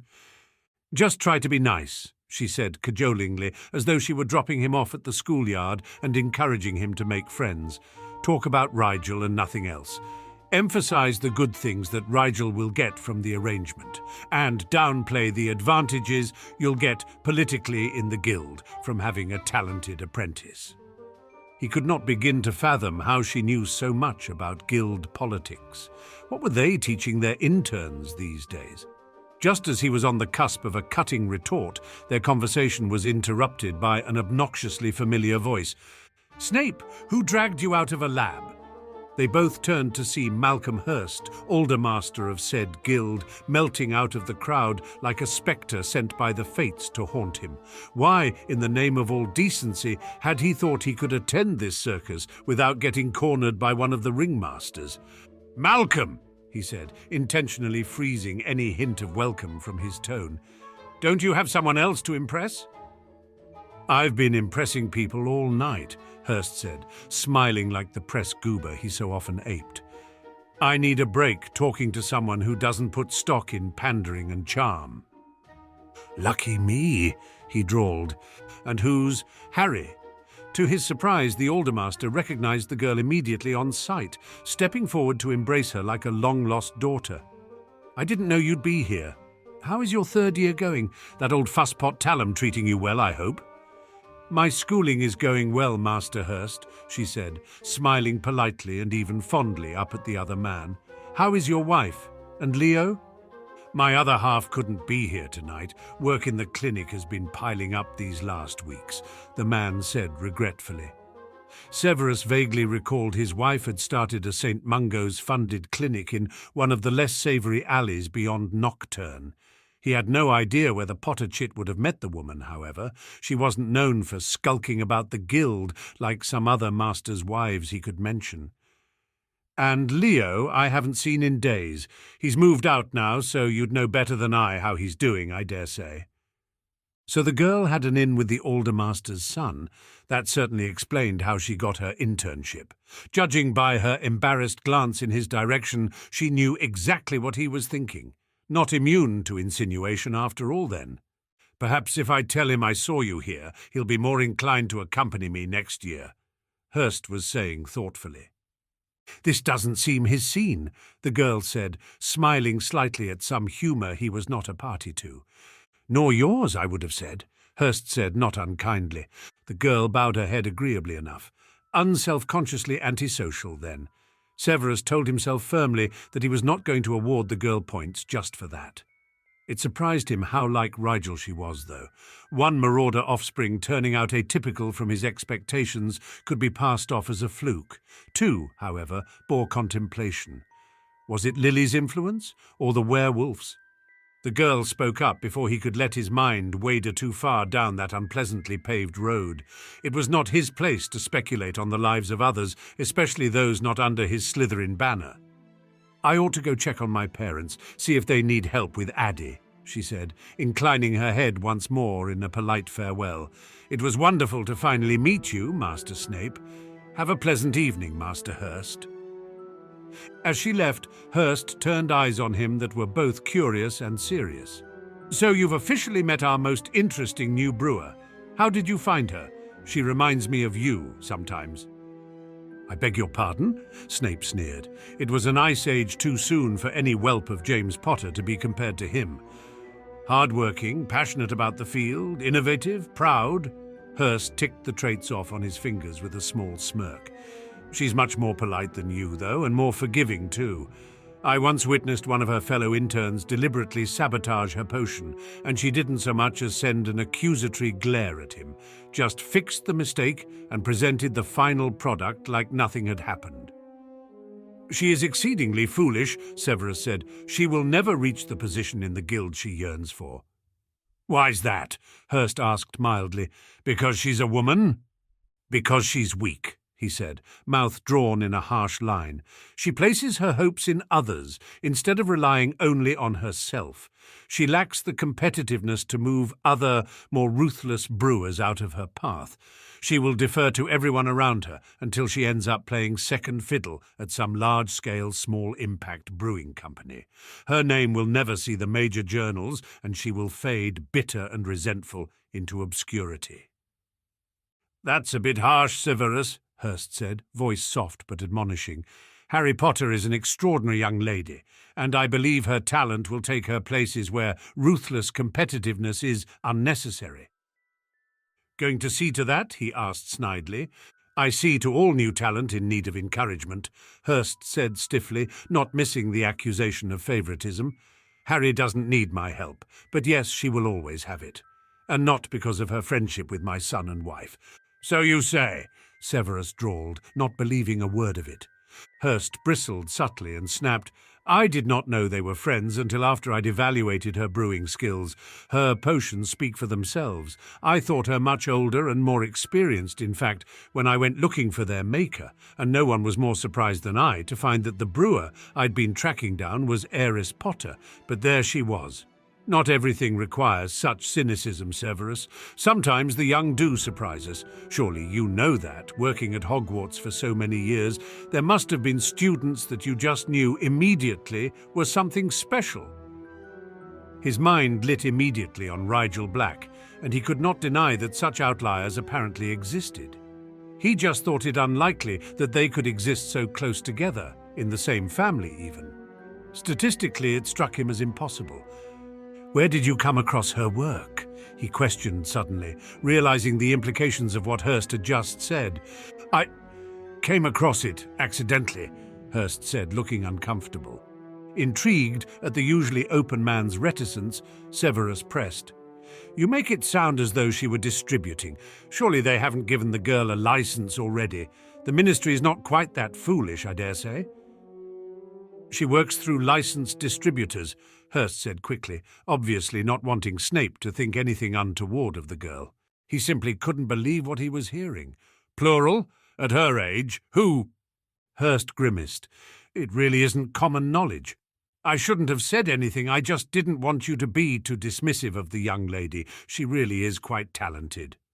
Who? Severus repeated, intimidation tactics coming automatically to the fore. One of them is Horace Burke, Hurst said, looking reluctant. And that's all I can say, really. I'd appreciate if you kept this knowledge to yourself, however. She sells her potions anonymously, and I don't believe her parents are fully appraised of her activities. Snape's eyes narrowed.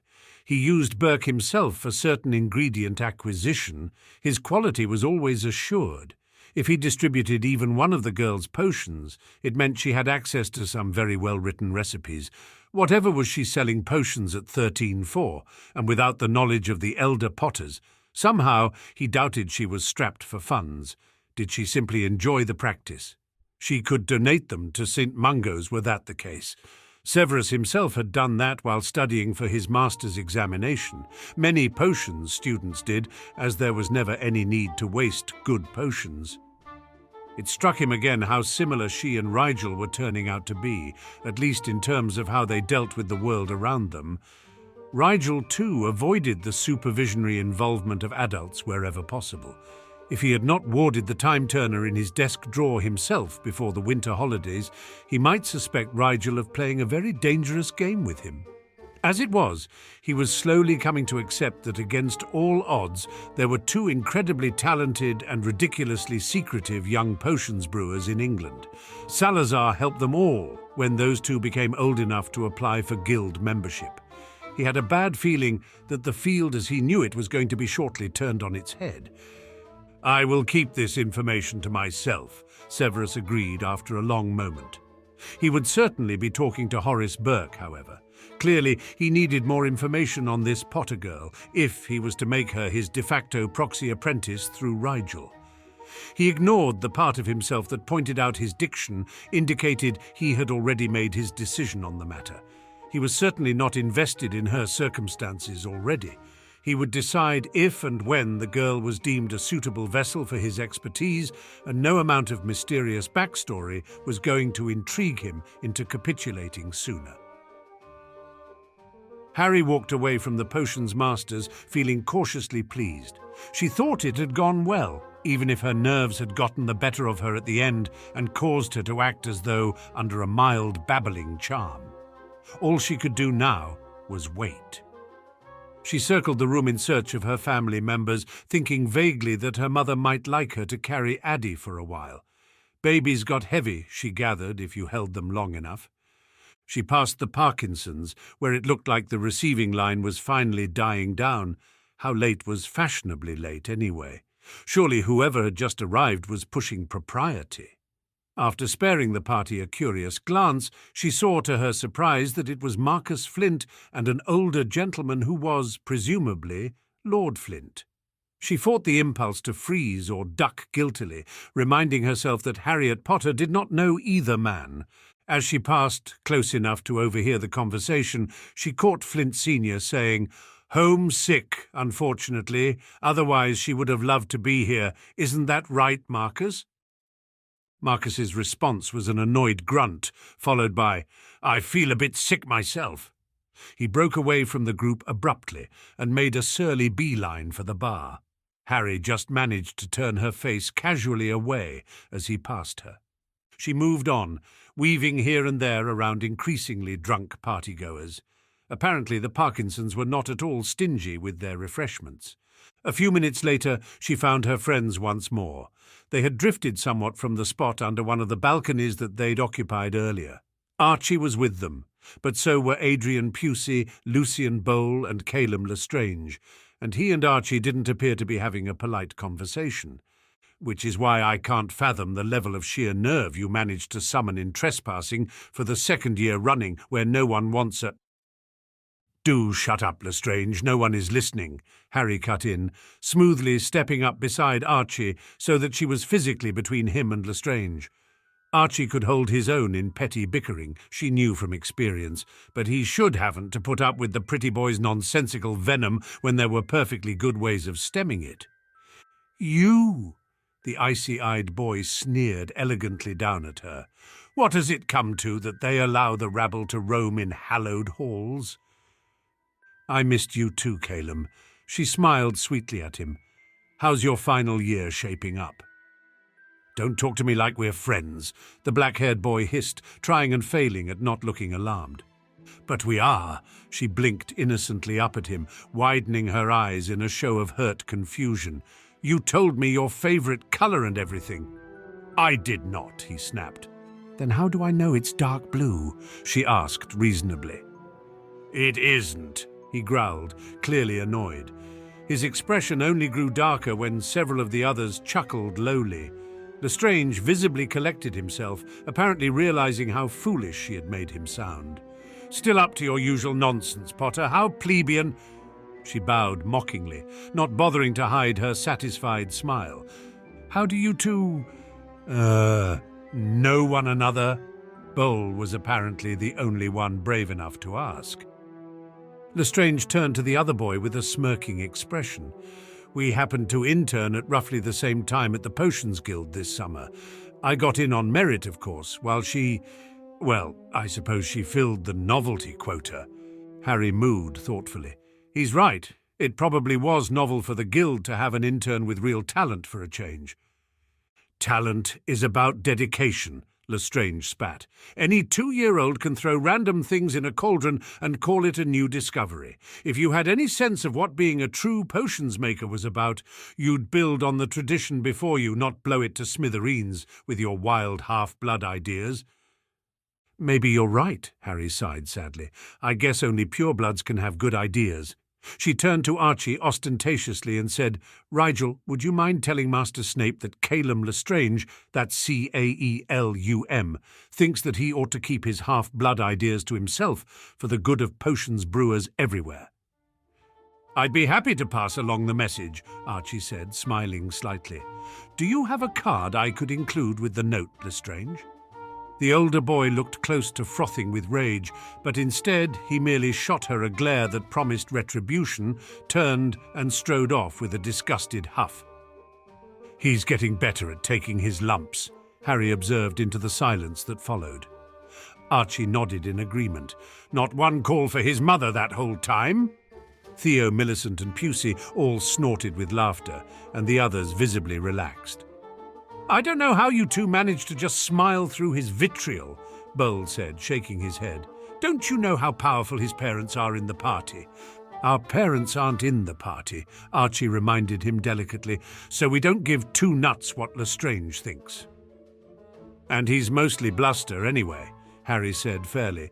"He's not so bad if you get to know him, just likes to push people's buttons, that's all." "He just insulted you in about a dozen different ways," Draco spoke up, eyeing her oddly again. "He didn't really mean it," Harry said, shrugging. "Sure sounded like he did," Millicent muttered, looking at Harry with something like reconsideration. "You can't always tell what a person means by the words they say," Harry said. In fact, she'd been far more uncomfortable with her friend's insincere politeness earlier than she was with Lestrange's honest disparagement. At least his insults could be met head-on. "Very well put," came a voice just behind her. She turned to see Pansy, finally free of the receiving line, smiling widely at her. "You're wise, Miss Potter. We could use more women of wisdom in the world." Harry blinked, taken aback at the rich compliment, and hesitated before saying, "You are too kind, Miss Parkinson." "Just Pansy," the blonde reminded her gently. After waiting for Harry to nod, she tilted her head, sending shoulder-length blonde hair swaying. "Would you honour me with this dance, Miss Potter?" Harry could admit that was the last thing she expected her friend to say. "I don't dance very well, sorry." Pansy laughed lightly. "That's what Rigel said to me once, but I saw him dance a set with Millie earlier, so you'll forgive me if I don't entirely believe you, Harry." She shot a look at Archie, who shrugged sheepishly. She turned back to Pansy to come up with another polite refusal, but Pansy cut across her. You wouldn't refuse your host a dance, surely?" Her blue eyes gazed assessingly into hers, and Harry found she could not find a good excuse after all. At her hesitation, Pansy went for the kill. "Rigel once refused me a dance, and I was rather heartbroken. If you turn me away too, I shall develop a complex." Harry allowed exasperation to narrow her eyes, but nevertheless knew she was outmatched. "It would be my pleasure," she said, managing not to grit her teeth noticeably. She couldn't even blame anyone but herself, she thought with irony, as it had been her as Rigel who ducked out of dancing with Pansy and thus set the proud girl on the idea. Knowing that didn't make her feel any less awkward, however, as she accompanied Pansy to the dance floor. Pansy was certain Harriet Potter did not realize the service she was doing her, dancing the most popular set with the half-blood friend of a friend. Already people were turning to look, sidelong and very surreptitiously, but Pansy could easily pick them out. They took their positions among the other couples on the floor, and Pansy had to stifle a surprised chuckle when the green-eyed girl took up the dominant position, seemingly without conscious thought, despite the fact that, as they were both girls, blood status ought to have been the next deciding factor in the roles they danced. They grasped hands lightly as the starting position demanded, and Pansy leaned forward to say quietly, "You know that technically I should be leading, don't you?" Harriet flushed, her eyes widening with slight dismay. "Forgive my impertinence," she said, grimacing a bit. "I am more familiar with this form. I meant no disrespect." "I know," Pansy told her, smiling reassuringly. "I don't mind, in fact. You are Rigel's cousin, and that makes us equals in my mind. I merely wanted you to know, in case you decide to dance with someone else tonight."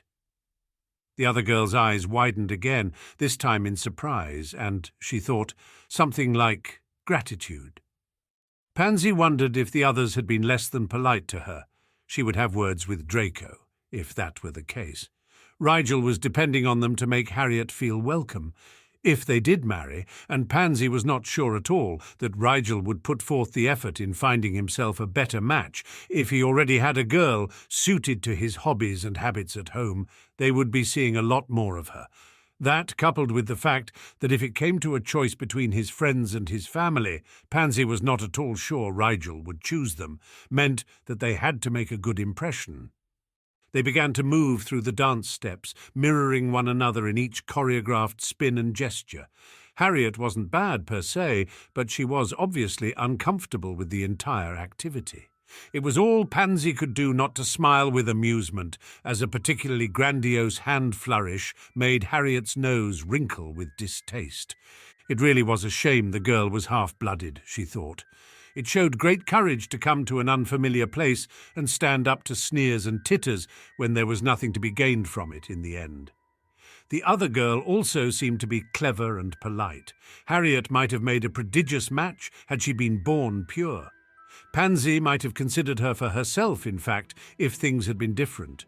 She certainly had Rigel's talent for dissembling, if the interaction Pansy had overheard with Lestrange was any indication. Pansy admitted to herself that it was one of the things she liked most in her dark-haired friend, and to find it in someone she didn't already think of platonically was a rare pleasure. With a mental sigh, Pansy turned her thoughts away from such matters. No matter the current pending legislation, her parents would never allow her to marry someone less than pure. They didn't have a strong prejudice against half-bloods themselves, but the fact that others did made it a foolish move socially and politically. Still, she thought, one could never fully predict the whims of society. Things might change in that regard.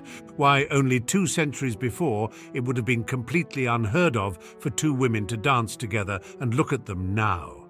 Society was a fickle thing. It was all well and good to stifle and contain their offspring into strictly heterosexual matches, but once their population became dangerously depleted, the old biddies certainly changed their tune.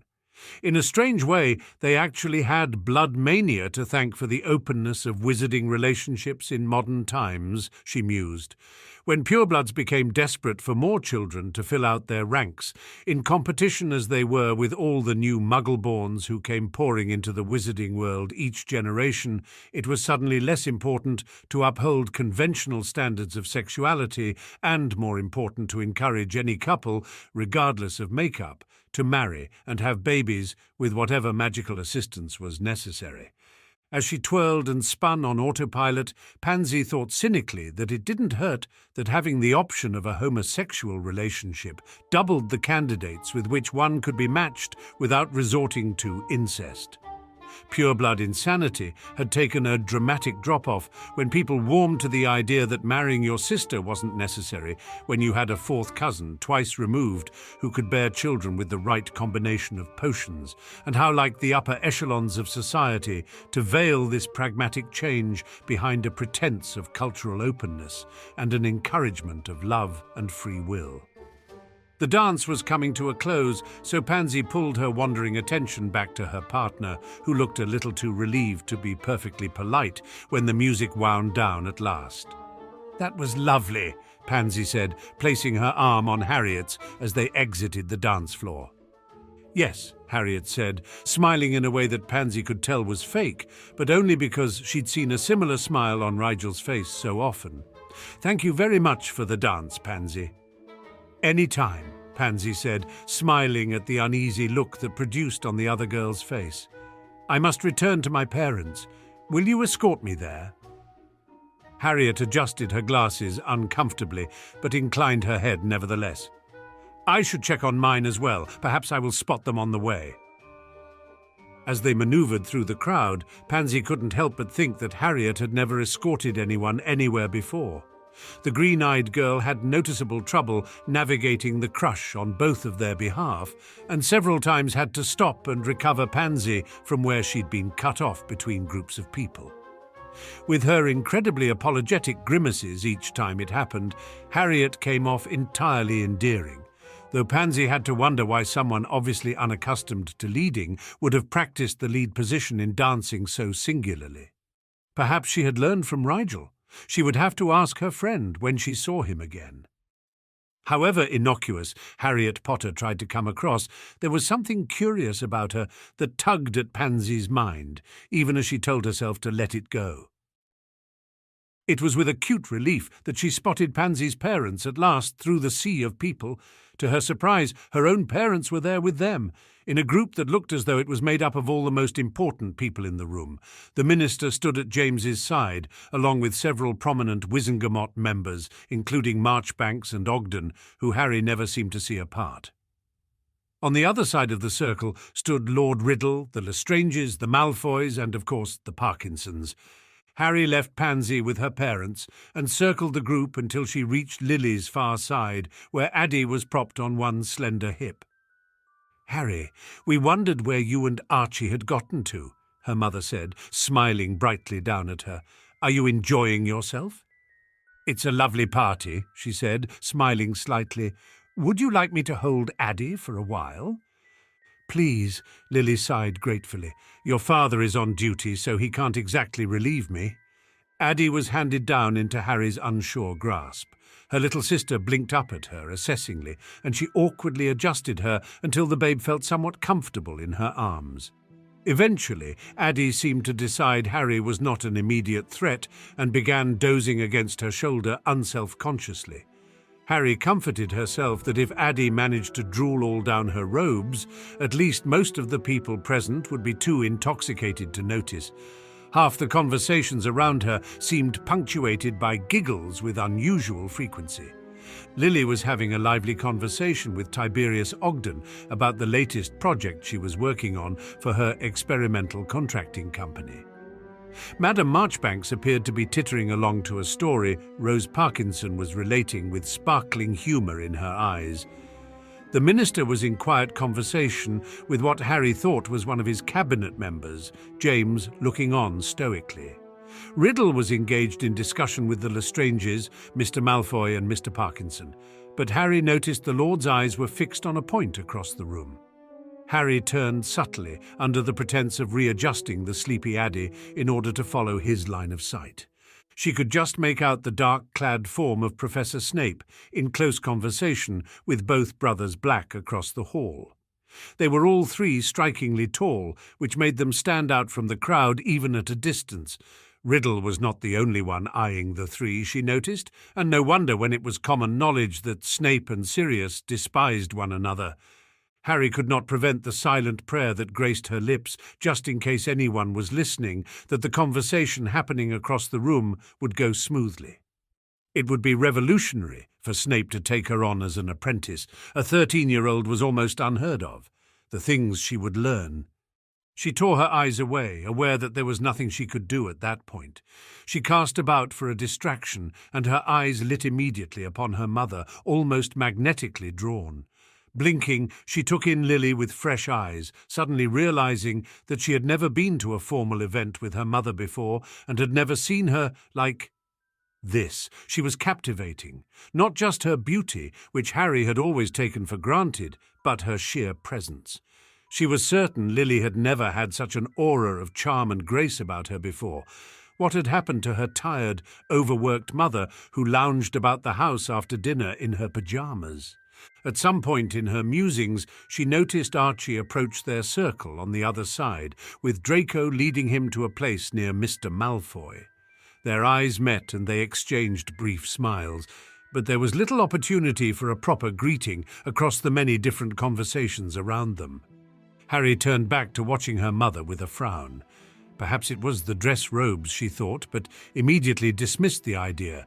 She had seen her mother dressed up before. Lily's modest robes in no way outshone the plunging, glittering ensembles of the society matrons around them besides. It was something in the way she held herself, the way she responded to others. Harry stepped closer to better observe this new phenomenon. "You young people always want to change things," Ogden was complaining tiredly. "No respect for the way things have been done for generations." "Well, it is not a lack of respect that drives us forward in search of progress," Lily said, her voice light yet sure. "Just the opposite. We build on the monuments of the past in reverence and appreciation. It is not called appreciation when one alters a masterpiece. Rather, it is desecration," the elder Lestrange, Rodolphus, cut in brusquely. Lily was perfectly unruffled, somehow managing to look humbly intrigued by Lord Lestrange's comment, even while saying, "I do not think tradition is like a painting, not a stale, stagnant creation to be hung on the wall, unchanged for centuries. Rather, it is a living thing, contributed to by all who inherit it, even as it is preserved." "You cannot preserve something and change it," Bellatrix said, her lip curling. "But surely such a standard is self-defeating," Lily said, a kind concern in her expression now. "Imagine your own manors and estates, handed down through the generations from fathers and mothers to sons and daughters. They cannot remain completely unchanged, can they? You must update them to adhere to modern standards of comfort, perhaps add on a wing here or a garden there, attend to various repairs and improvements constantly, even as you preserve them in their entirety for the next generation. The result is the beautiful ballroom we stand in. More than a relic of the past, it is an heirloom that we live within. Is tradition not just so?" Harry was amazed to see the lords and ladies around her carefully considering Lily's words. Somehow she had delivered them as an offering, not a challenge. Somehow her mother had put a group of proud, disdainful purebloods at ease by combining a sense of admiration for them with a soft confidence that was all her own and wasn't abrasive in the least. Still, it does not do to renovate a historical home beyond recognition, wouldn't you agree? Narcissa said from across the circle. At that point, one may as well build a new manor entirely. "Is there no merit in building new homes?" Lily asked softly, eyes earnest without demanding anything. "Not everyone has an ancestral manor after all. And what happens when your family grows too large for its walls? All great manors were new once, were they not?" "Interesting argument," Lord Riddle spoke up. All eyes turned to him in deference. In that analogy, all the great witches and wizards of our past would be the architects of the future we now inhabit. By implication, you're saying that the present legacy they left is now inadequate. Lily stood strong beneath the disapproving gazes that swung her way. The measure of time itself is decay. It isn't a question of inadequacy, merely of inevitability. When a volcano first erupts, it is brilliant and powerful. It creates an island with rich soil that blossoms into a flourishing paradise naturally. Years pass, however, and the ocean of time beats away at the island's shores, diminishing it. This degeneration does not call into question the might of the first volcano. It merely calls for a new volcano, a fresh source of power that could bring new life to something in the midst of decline. A new volcano might also destroy the island completely, Lord Malfoy said smoothly, one eyebrow raised, depending on where and how it erupts. That is true, Lily allowed. Change should always be approached slowly, with great care. Just because something requires care, however, does not mean that it isn't worth doing. The traditions of our past are not pedestals, they are stepping stones. Some of the greatest and most respected of our heroes were the daring innovators of their time. The Egyptian pharaohs, the Chinese mystics, Merlin, the founders, and so on. To resist change is to shy away from the possibility of greatness. There are risks, of course, but also great opportunity. How very true, Riddle said, his voice, while not loud, carrying easily through the noise around them. Stepping stones, indeed. Still, to move in the wrong direction would be as disastrous as standing still. Better to follow those stones along the path the wise men before us have laid out. To press forward is admirable, but only insofar as one sights along the proper trajectory. We are not wiser than the founders, surely. Lily bowed her head graciously, conceding the point, though she did add, how difficult it is to know where the path may lead before one walks it. Riddle smiled, and the conversation was ended, until Harry picked up the faintest of hisses, words whispered mockingly on an invisible breeze to roost in her ears. Some of us see more clearly than others. She saw Riddle's eyes flick toward Archie, and Harry looked to him too, but Archie remained completely oblivious, not having heard the comment, as he didn't actually speak parcel tongue, and certain pitches of the language were lower than the average human register. Harry tried not to wince as Riddle's eyes narrowed and a frown briefly creased his brow. She would have to relay the comment to Archie later and see if he could slip mention of it into conversation if he ever had occasion to speak to Riddle alone. Lily took Addie back, looking incredibly graceful, despite cradling a baby in one arm. Harry had to take a moment to truly admire her mother's carriage that evening. She had lost not an iota of her own self-worth, yet she had made everyone around her feel entirely valued and important, despite arguing blatantly against their way of life. Harry had no idea how to go about replicating such a thing, but she could certainly admire it from afar. It struck her that her mother could play a crowd as well as Sirius did, only she did it without being self-deprecating or hyperbolic. Her father, too, was changed by her aura. James looked like a lord with Lily at his elbow, seeming stoic instead of stiff, and reserved rather than proud. A movement across the circle distracted her. Riddle was stepping back from the group with quiet apologies to the Parkinsons. Mr. Malfoy stepped back with him, sending a glance across the hall in a very familiar direction. Sure enough, when Harry casually glanced around, she saw Snape walking away from the Black brothers with a triumphant smirk on his face. She lost her focus for a moment, caught up in the implications of that. Did Sirius agree? Was she, Rigel, really going to be Master Snape's apprentice this year? She had to fight to keep from beaming in happiness. Had she ever imagined that their ruse might come so far? Her thoughts realigned themselves to the present moment when she caught Snape sending a discreet nod to Mr. Malfoy, who followed Mr. Riddle out of the room in short order. They were going to discuss the situation with the artifact, she realized, and Pettigrew too, probably. She wished she could go after them. Her curiosity was burning her up inside. She couldn't be so reckless, however. Eavesdropping so obviously as to excuse herself in front of all these powerful people was just asking for trouble. Not 5 minutes after Riddle's subtle exit, as though her thoughts of trouble had summoned the thing itself, a sound that no one was prepared for smothered the flames of conversation like a sudden vacuum. A hoarse cry of shock and pain followed sharply by the sound of a body hitting the tiled floor. Mr. Ogden had collapsed, crumbling to the ground in a spray of blood that caught several hideously expensive ball gowns, even as their wearers stumbled back in horror. Madame Marchbanks let out a cry like a wounded animal and lashed her foot toward her fallen companion in a move that made no sense until Harry saw it connect with some sort of golden thing on the old man's back, flinging it away. There was more frantic retreating as those closest sought to avoid coming into contact with whatever it was.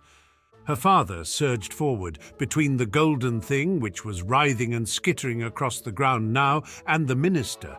When it was close enough, he brought a booted foot crunching down onto the biggest part of the contraption, and it twitched like a crushed bug before going still. Marchbanks, meanwhile, had knelt beside Ogden with tears running down her face, pressing gloved hands to the wounds on his back and whispering frantic pleas under her breath. "We need a healer," someone shouted. Everyone started looking around as though they would see the traditional healer robes somewhere in this crowd of glitterati. "Where is Master Healer Cunnington?" James asked, moving to kneel by the injured man's side as well. Harry recognized the name of the Chief of Healing at Mount Mungo's and felt acute relief that such a well-practiced healer was in the vicinity. Mr. Ogden would be in good hands. "He left early," Mr. Parkinson said, tense anxiety in his voice. "Intoxicated," someone else muttered scornfully. "Is anyone trained in mediwizardry?" Rose Parkinson called to the room abroad, half of which was just now noticing that something was wrong. "Snape," someone called uncertainly. "Not here," Mr. Parkinson said, his eyes flicking to the archway where Snape had left not minutes earlier with Riddle and Mr. Malfoy. He looked clearly torn between going in search of the man and staying to mediate the tragedy unfolding. "I will go and search for him," Bellatrix said, stepping carefully around the fallen man before heading for the entryway. "There's no time," someone from the crowd snapped. "Look at the blood!" There was indeed a pool of red rapidly spreading from Ogden's prone form. "There must be someone here trained in healing," Mrs. Malfoy exclaimed, one gloved hand raised to her mouth in utter dismay. Harry turned her eyes toward Archie, even as James looked up from the floor and said, "My daughter is." All eyes turned, somewhat incredulously, in her direction, and she froze uncertainly. "Harry, can you—" There was nothing for it, she supposed distantly, as her father's pleading eyes met hers. She stepped forward on shaking legs, digging deep in her pocket for her wand as she knelt down to see the damage. She should ask for Archie to do it, but how would she convince them that he was more qualified? Her eyes sought his for a panicked moment, but Archie only gazed steadily back at her, eye bright with trust and confidence. With a deep, steadying breath, she moved Madame Marchbanks's hands aside and ripped Ogden's robes with one hand, while quietly casting the spell that would slow localized blood flow with the other. Once she could see the wound, she let out a deep sigh of relief. There were stab marks on his lower back, but none appeared to have brushed his spine. To be sure, she sent her consciousness into healer mode, probing the extent of the damage swiftly. The spine was fine, but one of the strikes had come in at an angle and torn right through the right renal artery that led to that kidney, severely damaging the inferior vena cava as well, which explained why there was so much blood. Ogden would die quickly in cardiovascular collapse if she didn't fix that immediately. "Mr. Parkinson, do you keep a supply of blood replenisher potions in the house?" she asked, her voice somewhat monotone as most of her attention was diverted to making sure the ureter wasn't damaged. She didn't need bodily waste spilling out into the abdominal cavity. "Axio blood replenisher," was Mr. Parkinson's response. "Archie, can you give it to him?" Harry said, not glancing away from Ogden to see if anyone found her request odd. She needed his help, so the ruse was just going to have to adjust if necessary. A few moments later, Archie was beside her on the ground. "I'm going to spell it into his stomach," he told her quietly, taking out his own wand. "After that, check his lungs," Harry said. "His breathing is too shallow for someone unconscious." She turned her attention to knitting the major blood vessels back together carefully, aware of how important the kidneys were to a number of bodily functions. It was imperative that their homeostasis not be upset. Once she could feel the blood replenisher begin to work, she turned her attention to siphoning away the blood that had leaked internally around the kidney and spine. "His left 12th rib deflected one of the thrusts," Archie said at her ear. "It's fractured." "It can wait," Harry said. "What about his breathing?" With a subtle nod of approval, Archie said, "No wound accounts for it. Check his blood for toxins." Harry frowned. "Poison." She grimaced at what her magic was telling her. Some kind of paralytic. No wonder the muscles around the entrance wounds have all seized up. "Poison!" Marchbanks's exclamation caught the attention of those around them who were watching with morbid concern. "Is he going to die?" "Not if we counteract it," Harry said, trying to both reassure the woman and concentrate on what needed to be done. Out of the corner of her eye, she saw Mrs. Parkinson and Mrs. Malfoy step up to draw Marchbanks slightly away, comforting her with soft murmurs. She appreciated their initiative in giving them the space they needed to fix this. "I can keep his lungs working for a while, but if it's already in the bloodstream, we have to stop it before it can damage the heart too severely. Otherwise, we're looking at long-term recovery in St. Mungo's," Archie said quietly. "Do you recognize it?" Harry asked, eyes tight with stress. "It looks like saxitoxin to me, but that doesn't make any sense." "Like in shellfish?" Archie wrinkled his nose. "It would have to be extremely concentrated to have so fast an effect. Though if it got into the inferior vena cava when it was nicked, I guess it wouldn't have to be that powerful." "Let's assume we're right and flush it out," Harry decided. There were only a few poisons that needed special means of removal, and saxitoxin wasn't one of them. Provided they were careful, they should be able to detox Ogden with minimal difficulty. It took a good 10 minutes, even with 2 of them sweeping Ogden's system.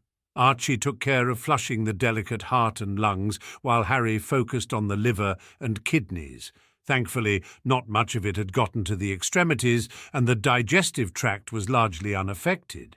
They did have to painstakingly comb through the soft tissues of the brain to make sure absolutely none of it was left behind in the cerebral cortex. As his breathing evened out and colour returned to his cheeks, Ogden began to visibly retreat from death's door. She could vaguely hear people around them murmuring optimistically as she and Archie paused to wipe the sweat from their brows. "I'll take the fractured rib," she said after a moment. "Will you finish up the flesh wounds?" Archie was very good at cosmetic healing, or so he claimed. Archie nodded, sparing a glance up at Marchbanks and the 2 ladies who held her hands. "He's going to be fine, madam. Won't even have a scar, though he will have to take a regimen of muscle strengtheners for his heart. He'll probably end up feeling better than before by the end of it." Marchbanks broke down in relieved tears, even as Archie turned his wand back to the task before them. She had no trouble with the bone. It was hardly broken at all, and Harry was very familiar with fixing broken bones, even if she mostly practiced on animals.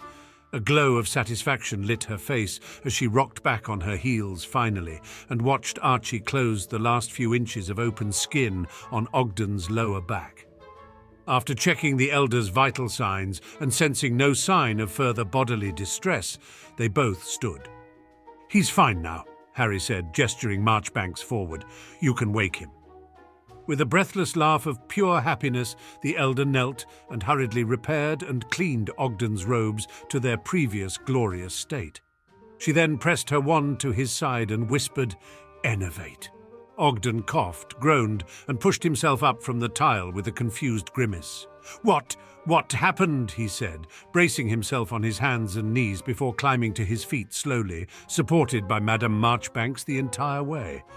"You were attacked, Tiberius," Marchbanks said, arranging his hair with gentle, trembling fingers. "There was so much blood." "Attacked by who?" Ogden said, looking around the room with enraged suspicion. James stepped closer from where he had stood out of the way while Harry and Archie worked. He held up a mangled golden device that on closer inspection seemed to have been made up of intricately interlocked gears. It might have resembled some kind of insect before it was crushed, she thought. Many of its limbs tapered into sharp, lethal-looking points that dripped with red blood, marking them as the instruments of Ogden's wounds. What on earth? Ogden cringed away from the metal thing. How did that even get in here? I've been examining it, James said, holding it by one bladed leg to demonstrate its mechanisms. This part here retracts. It appears that it could have masqueraded as a regular object smaller than the palm of a hand, which then transformed upon activation. So, someone smuggled this weapon into my home. Mr. Parkinson looked rigidly livid. Can it be traced? It's covered in Elder Ogden's blood now, so the only thing it would lead us to is him, James said, shaking his head. Harry was looking at the mangled golden thing with something like nagging horror, knowing that it reminded her of something, but not sure what. Where had she seen an insect like that before? With a jolt of memory, she paled. She opened her mouth, then shut it abruptly. That hadn't happened to Harry. It had happened to Rigel. Rigel, she said pointedly. Archie looked over at her with a questioning eyebrow. Doesn't that seem familiar? Remember in your first year, when you were attacked? Archie gave her a blank look and blinked. Sort of.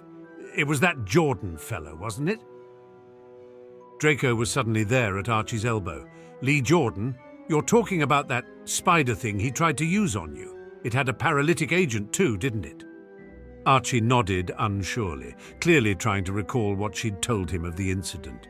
Yes, it had a neuro component too, though, to induce memory loss. It was primarily organic too, while this thing seems to be mostly mechanical. Not to mention all of Jordan Sr.'s breeding experiments were destroyed after the Ministry was apprised of his illegal activities. Blaise Zabini had come up behind them to join their little powwow. That would explain how unsophisticated this one is compared to the one that attacked Rigel, though, Harry pointed out. The poison on its blades was raw saxitoxin, not synthesized or anything like the neurotoxic venom bred into the insect that Rigel destroyed. How crude! Blaise wrinkled his nose in academic displeasure. Meanwhile, James was interrogating Mr. Ogden about who may have motive to arrange for such a thing. No one at this gala has any grievance against me, Ogden said stoutly. It might have been stowed away on an unsuspecting wizard's person, James said, frowning. By the looks of it, the insect might have been disguised as a piece of jewelry, a boot buckle. Anything, really. Anyone you might suspect could be a lead. Tiberius, Marchbank said suddenly, where is your pocket watch? Ogden paled and swayed. No, he wouldn't. Nevertheless, he began to search his pockets frantically, looking more disturbed by the second. It was a gift from his nephew, Marchbanks told James quietly. One Leonard Jordan I, Blaise muttered, dramatic irony thick in his voice. He wouldn't, Ogden insisted, his ancient visage drawn with pain. He's capable of such an invention, I don't deny, but he wouldn't use it like this. He was asking about his inheritance, Marchbanks said, one hand on Ogden's arm. He wasn't pleased that you were considering marriage to me so late in life. He's fallen on hard times, Ogden insisted, face red with suppressed emotion. He hasn't got a truly violet bone in his... He clutched at his chest, wheezing a bit. Harry and Archie started forward automatically, with Archie just barely remembering to hang back and let her do the diagnostic charm. Your heart is still weak, Elder Ogden, she said respectfully. You'll need to avoid putting stress on it for at least a week. Nothing that raises your blood pressure, if you can help it. Who are you? Ogden asked, one wizened brow raised somewhat incredulously at her presumption. Marchbanks broke off as she realized they hadn't been properly introduced. Aura Potter's daughter. She saved your life, Tiberius, along with young Mr. Black. Saved? Ogden seemed to come to the sudden realization that he didn't know where his wounds had gone. I thought a healer. There wasn't time to find one, Marchbanks said, voice tight. You were bleeding out, Tiberius. From that little thing? Ogden looked shocked. "Its blades are barely the width of my finger." "One of them nicked your inferior vena cava," Harry told him. "It was unlucky. If not for that, there might have been time to move you to St. Mungo's for treatment." "And if not for the poison," Archie piped up helpfully. "Poison?" Tiberius looked incredibly shaken. "It almost stopped your lungs, Tibby," Marchbanks said, clutching his arm a little tighter. "You say your nephew gave this to you as a pocket watch?" James clarified. "I suppose so," Ogden said, looking defeated. "I received it as a Yule present from the whole Jordan family. My great-niece even wrapped it in pink ribbon. I just can't believe that they would, and over money." "They might not all be involved," James said, gruffly reassuring. "After all, if it looked like a watch to you, any one of them could have fooled the others. They may even have bought it in a shop, thinking it innocuous. We'll know more when we question them." With a nod of his head, he motioned two auras, who had been hanging back in lieu of clear action to take, to step forward. "We'll need your nephew's last known address. You may want to question his great-nephew, Lee Jordan, especially closely Aura Potter." Draco spoke loud enough for James to hear, drawing the attention of Ogden and the others as well. "Why is that, Herr Malfoy?" James asked, his professional mask fully donned. "Lee Jordan orchestrated a similar attack in our first year on a fellow student," Draco said. "The insect was different in construct, but the use of poison is similar. And the attack on Mr. Ogden at my family's garden party 2 years ago also involved poison." James frowned. "Dawlish, see to it that someone digs up the incident report on that attack as well. Herr Malfoy is probably correct in relating them. We will look into Lee Jordan's means and motive carefully," he added, nodding gratefully in Draco's direction. As auras were organized and scrambled, Mr. and Mrs. Parkinson began retaking control of the party. Harry was surprised they were going to continue as though nothing had happened, but she supposed it was the biggest event of the season and no one had actually died. Ogden came over to where Harry and Archie stood, something like shock and disbelief still manning his expression. "I must thank the two of you for your timely assistance," he said gravely. Marchbanks, still clutching his elbow, nodded in agreement. "It alarms me to think how fortunate I was to be within saving distance of 2 young people so learned in the healing arts. It is a rare skill in these times, and the night could all too easily have ended very differently." Harry privately reflected that it wasn't so much a rare skill as it was a skill primarily taught to Muggleborns and half-bloods who attended schools like Aim. Hogwarts did not emphasize healing abilities and hadn't for some time, offering only a few scant students a year the opportunity to begin learning the art before they graduated. Even with Madame Pumphrey's tutelage, Harry would not have been able to save Ogden's life just using what she'd learned at Hogwarts alone. She had learned the nuances of poison treatment from Archie's notes after all, not to mention all that she'd absorbed about the kidneys from one of the assignments he'd sent her.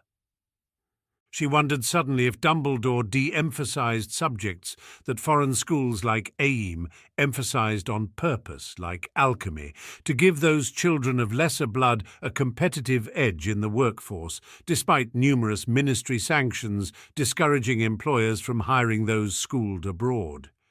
Certainly, Lily would have had a much harder time finding a job at her contract company if there had been a plethora of purebloods equally trained in experimental charms. No, she concluded with a mental shake of her head, that would be too manipulative on too large a scale, even for a professional politician like Riddle, much less a respected public figure like Dumbledore. Out loud she merely said, "No thanks necessary, Elder Ogden. We learned first aid for a reason." That was quite a bit more than first aid. Lily came over, smiling proudly, one arm around Addie, and the other coming to embrace Harry briefly. "I had no idea your studies were so progressed." "Treating blunt trauma is the first thing they teach at AIM," Archie said, smiling a bit. "The later years are all reserved for diagnosing and treating more complicated things, like wounds inflicted by curses or other forms of foreign magic, virulent diseases and injuries to more delicate parts of the body, like the brain, eyes, reproductive organs." He trailed off at the somewhat odd look Draco was giving him. "What, I read Harry's syllabi. "I know, I just didn't realize you were so excited about healing," Draco muttered. He looked a bit put off. Harry supposed that wasn't an emotion he was used to feeling from Rigel, to be fair. "Whatever the reason, I am grateful," Ogden said, smiling indulgently. "To you both. Mr. Black, I am already indebted to you, as you may recall. I am chagrined to have to offer you once more my life in debt to your timely assistance." Archie bowed deeply, a flush rising on his skin that Harry would tease him about later. "It is the duty of one wizard to another, Elder Ogden. There is nothing but respect between us." "I hope you are not as humble as your friend, Miss Potter," Ogden chortled, turning tired eyes her direction. "I really must thank someone for my continued health." "She is much worse," Archie told him conspiratorially, "but she wears it better." Elbowing Archie discreetly in the side, Harry bowed her head under Ogden's curious gaze. "No thanks are necessary, Elder," she said politely. "Your well-being is gratification enough. Do see a professional healer, though, at your earliest convenience." Such was common sense, but she had a nervous sense of complete liability that she hadn't anticipated. Did real healers feel this way? "I will see to it myself," Marchbanks cut in, giving Harry a soft smile. "Thank you, Miss Potter. We had heard from our friend, Master Thompson, that you had a rare talent. How fortunate that it extends across such disparate disciplines." The elders took their leave, heading slowly toward the entryway. She noticed they passed Riddle on his way back in and stopped to talk for a short moment. Whatever they said drew Riddle's focus directly to Archie, who didn't seem to notice as he spoke animatedly with Draco and Blaze about what had just happened. Riddle paused until Malfoy and Snape, who had come hurrying into the room shortly after him with Bellatrix at their side, caught up. They exchanged words briefly, and then all three began making their way across the ballroom. Harry felt the distinct urge to run, but her mother had a proud hand on her shoulder, and Addie had at least 3 locks of her hair clutched in a grubby fist, and Archie was turning to her with a concerned look. "What?" she said, blinking. "Sorry, I wasn't listening." Archie laughed, though she noted it was a bit strained. "Draco was just asking about your wand, Harry." She tilted her head in an effort to disguise the freezing dread that came upon her. "What about it, Mr. Malfoy?" Draco had a hard look on his face, but it was tempered by confusion, not outright accusation. "It looked like Rigel's." Lily, who of course overheard that comment, frowned. "That's odd. They aren't of similar woods, are they? What was yours again, Harry? Ash?" "Elm," Harry said blandly, not meeting Archie's increasingly doom-filled gaze. Lily looked confused for a moment. "I thought Archie had elm." "He has holly," Harry said, fighting valiantly to keep her expression bored. "I must have misremembered," Lily said, smiling. "It seems like so long ago now." "Children grow up so quickly," Mrs. Malfoy said, gazing at Draco somewhat despondently. Draco flushed slightly in embarrassment, but was unfortunately not distracted from his confusion for long. "I've seen you use your wand 1,000 times, Rigel, and I'm sure it looked odd just now." Archie had apparently decided to just get the mystery over with and began digging in his pocket, with an expression that clearly said he was humouring Draco. Harry wished she could tell Archie that now was the worst possible time to do this, with Professor Snape coming their way along with Malfoy Sr. and Riddle himself. But instead she had to affect a mildly curious look, along with everyone else looking on, namely Mrs. Malfoy, Mrs. Parkinson, Lily, Draco, and Pansy. The only reprieve was that James and Mr. Parkinson were occupied discussing the filing of a report on the assassination attempt, and any of the other partygoers who might have been interested in the drama involving Mr. Ogden had left when he did. "Here, what's so odd about—" "Oh." Archie looked down at the wand in his hand, as though in stunned surprise. "Harry, this is yours." He laughed lowly, shaking his head as though unable to believe it. "We've switched again." "Again?" Harry too let her eyebrows rise in surprised amusement. She dug into her own pocket to produce the holly wand. Sighing with exasperation, she held it out to her cousin with a roll of her eyes. "I specifically reminded you this morning to take the right one once we were done flying. You always just grab whichever is closer." "Well, you didn't notice either," Archie said, smiling teasingly. "Only because I don't use it over the break anyway," Harry said, taking the elm wand and putting it into her pocket casually. "You used it just now," Draco said, still looking a bit incredulous. "Are you telling me you use each other's wands without even noticing?" Harry and Archie exchanged a look. "I suppose," Harry said, shrugging.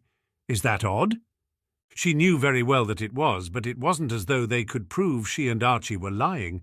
What other explanation could they think of for their switched wands besides? "You two always did share everything," Lily said, shaking her head fondly. Turning to the other adults, Lily smiled. "They used to wear one another's clothes when they were young. We'd dressed them in the mornings, but by noon they'd traded half their garments for seemingly no reason whatsoever." "Aunt Lily," Archie protested, his ears pinking. Undeterred, Lily smirked faintly. "Why, the number of times I had to go through Sirius's laundry to find all of Harry's dresses." The other mothers tittered in delighted laughter, while Draco turned incredibly amused eyes on his friend, successfully distracted. "You did what, Rigel?" "Harry made me," Archie muttered, unable to look anyone in the eye. With eyes on her, Harry shrugged in a deliberately nonchalant way. "His clothes were more comfortable, and he looks better in lace anyway." With low chuckles, the conversation moved on at last to other things.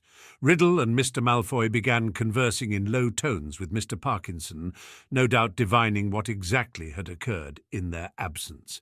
Her eyes caught those of Professor Snape, however, who was looking between she and Archie with a considering expression.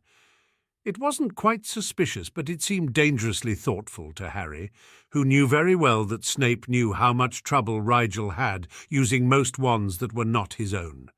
Would he believe that Harry's wand was an exception to that?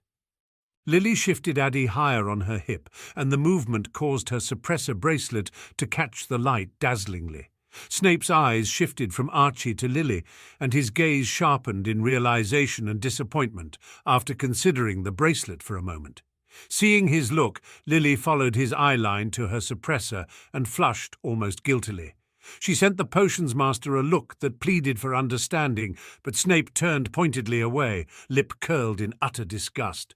Harry turned her eyes away and tried to pretend she didn't see the exchange.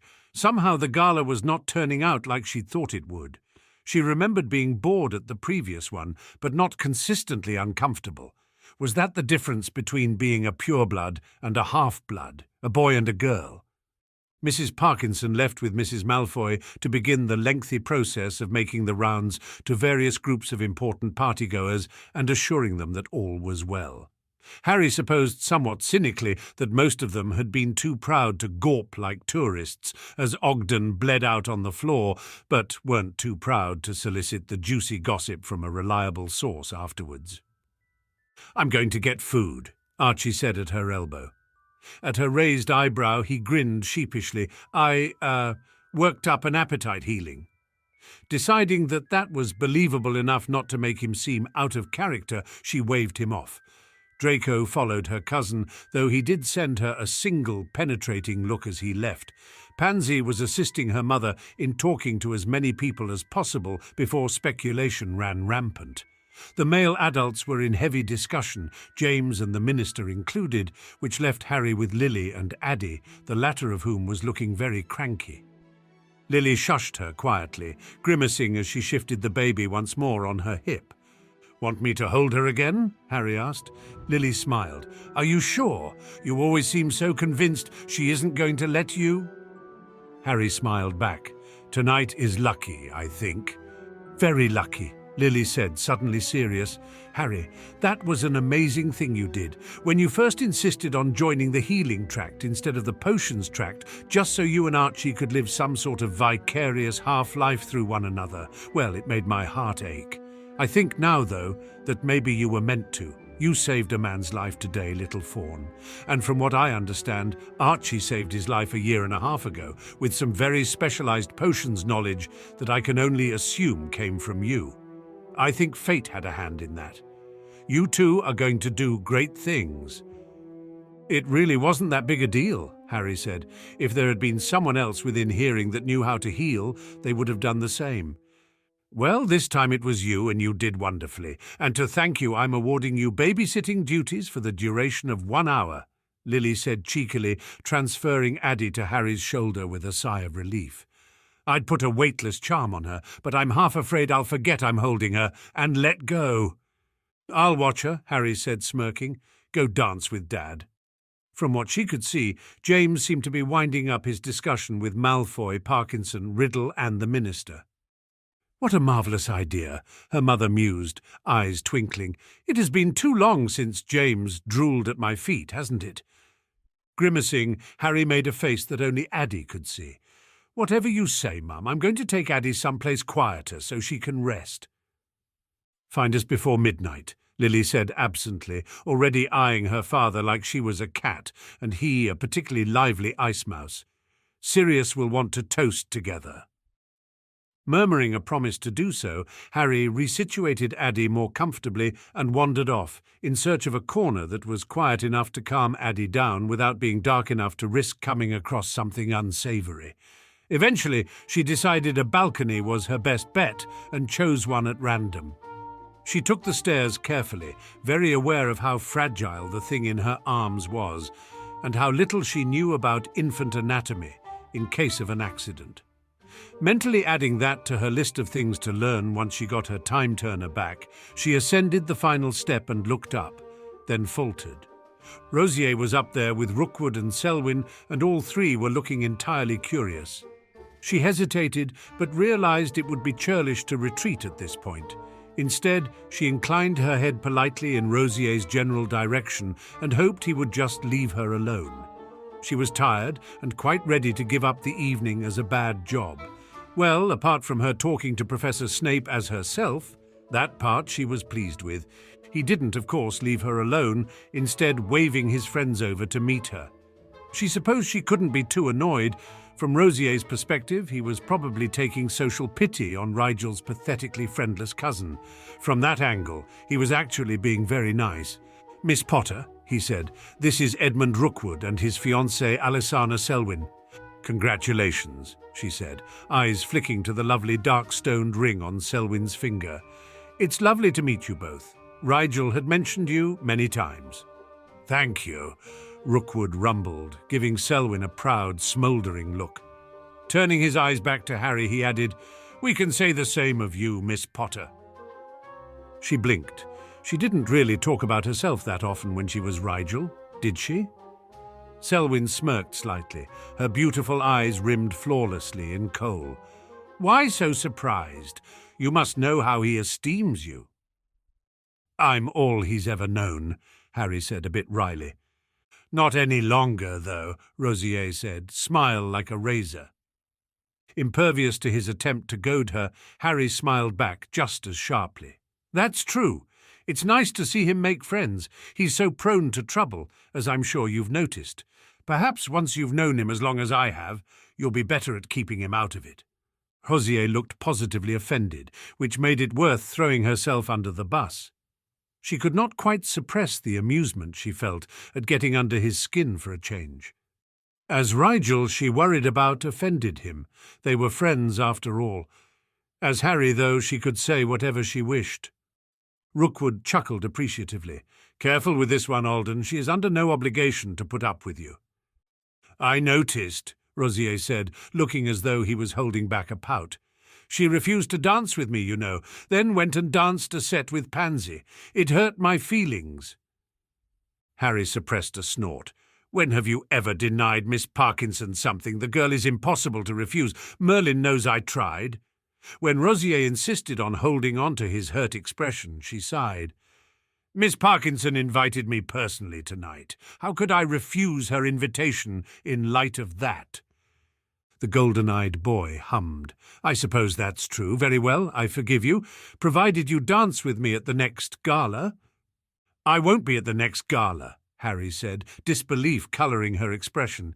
"I told you, I'm only here because I was specifically invited, and Rigel wanted to introduce me to Professor Snape." Snape? Selwyn's eyebrow lifted. Why? I'm his biggest fan, Harry deadpanned. Regardless.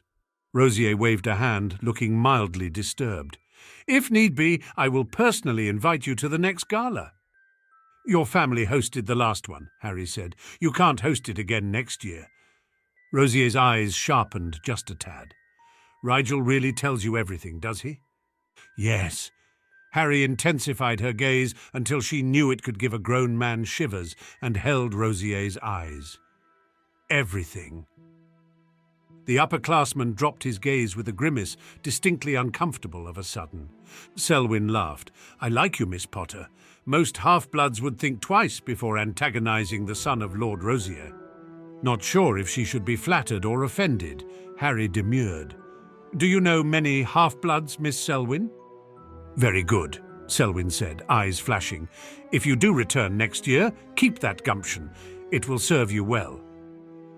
Harry was about to ask what she meant by that when Addie began to fuss. Harry began juggling her awkwardly, really not sure what she should do to make her stop. When she began crying louder, Harry winced and cast an imploring look at the other three. How do I... stop this. Haven't you any experience with her? Rosier asked. She is your sister?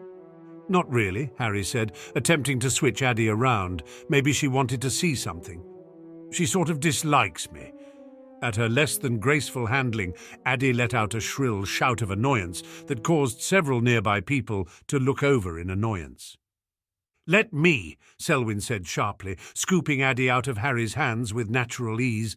The dark-haired girl held the baby closer to her chest, instead of further away to spare her ears. She rocked very gently back and forth, her free hand stroking Addie's soft hair. Harry started to profusely thank the girl, only to pause upon registering the acute look of longing on the other girl's face. Selwyn looked more fond of Addie in that moment than even Harry was, and she considered herself quite attached to the small, wailing creature. You're very good with her, Harry said, injecting the proper amount of gratitude into her tone.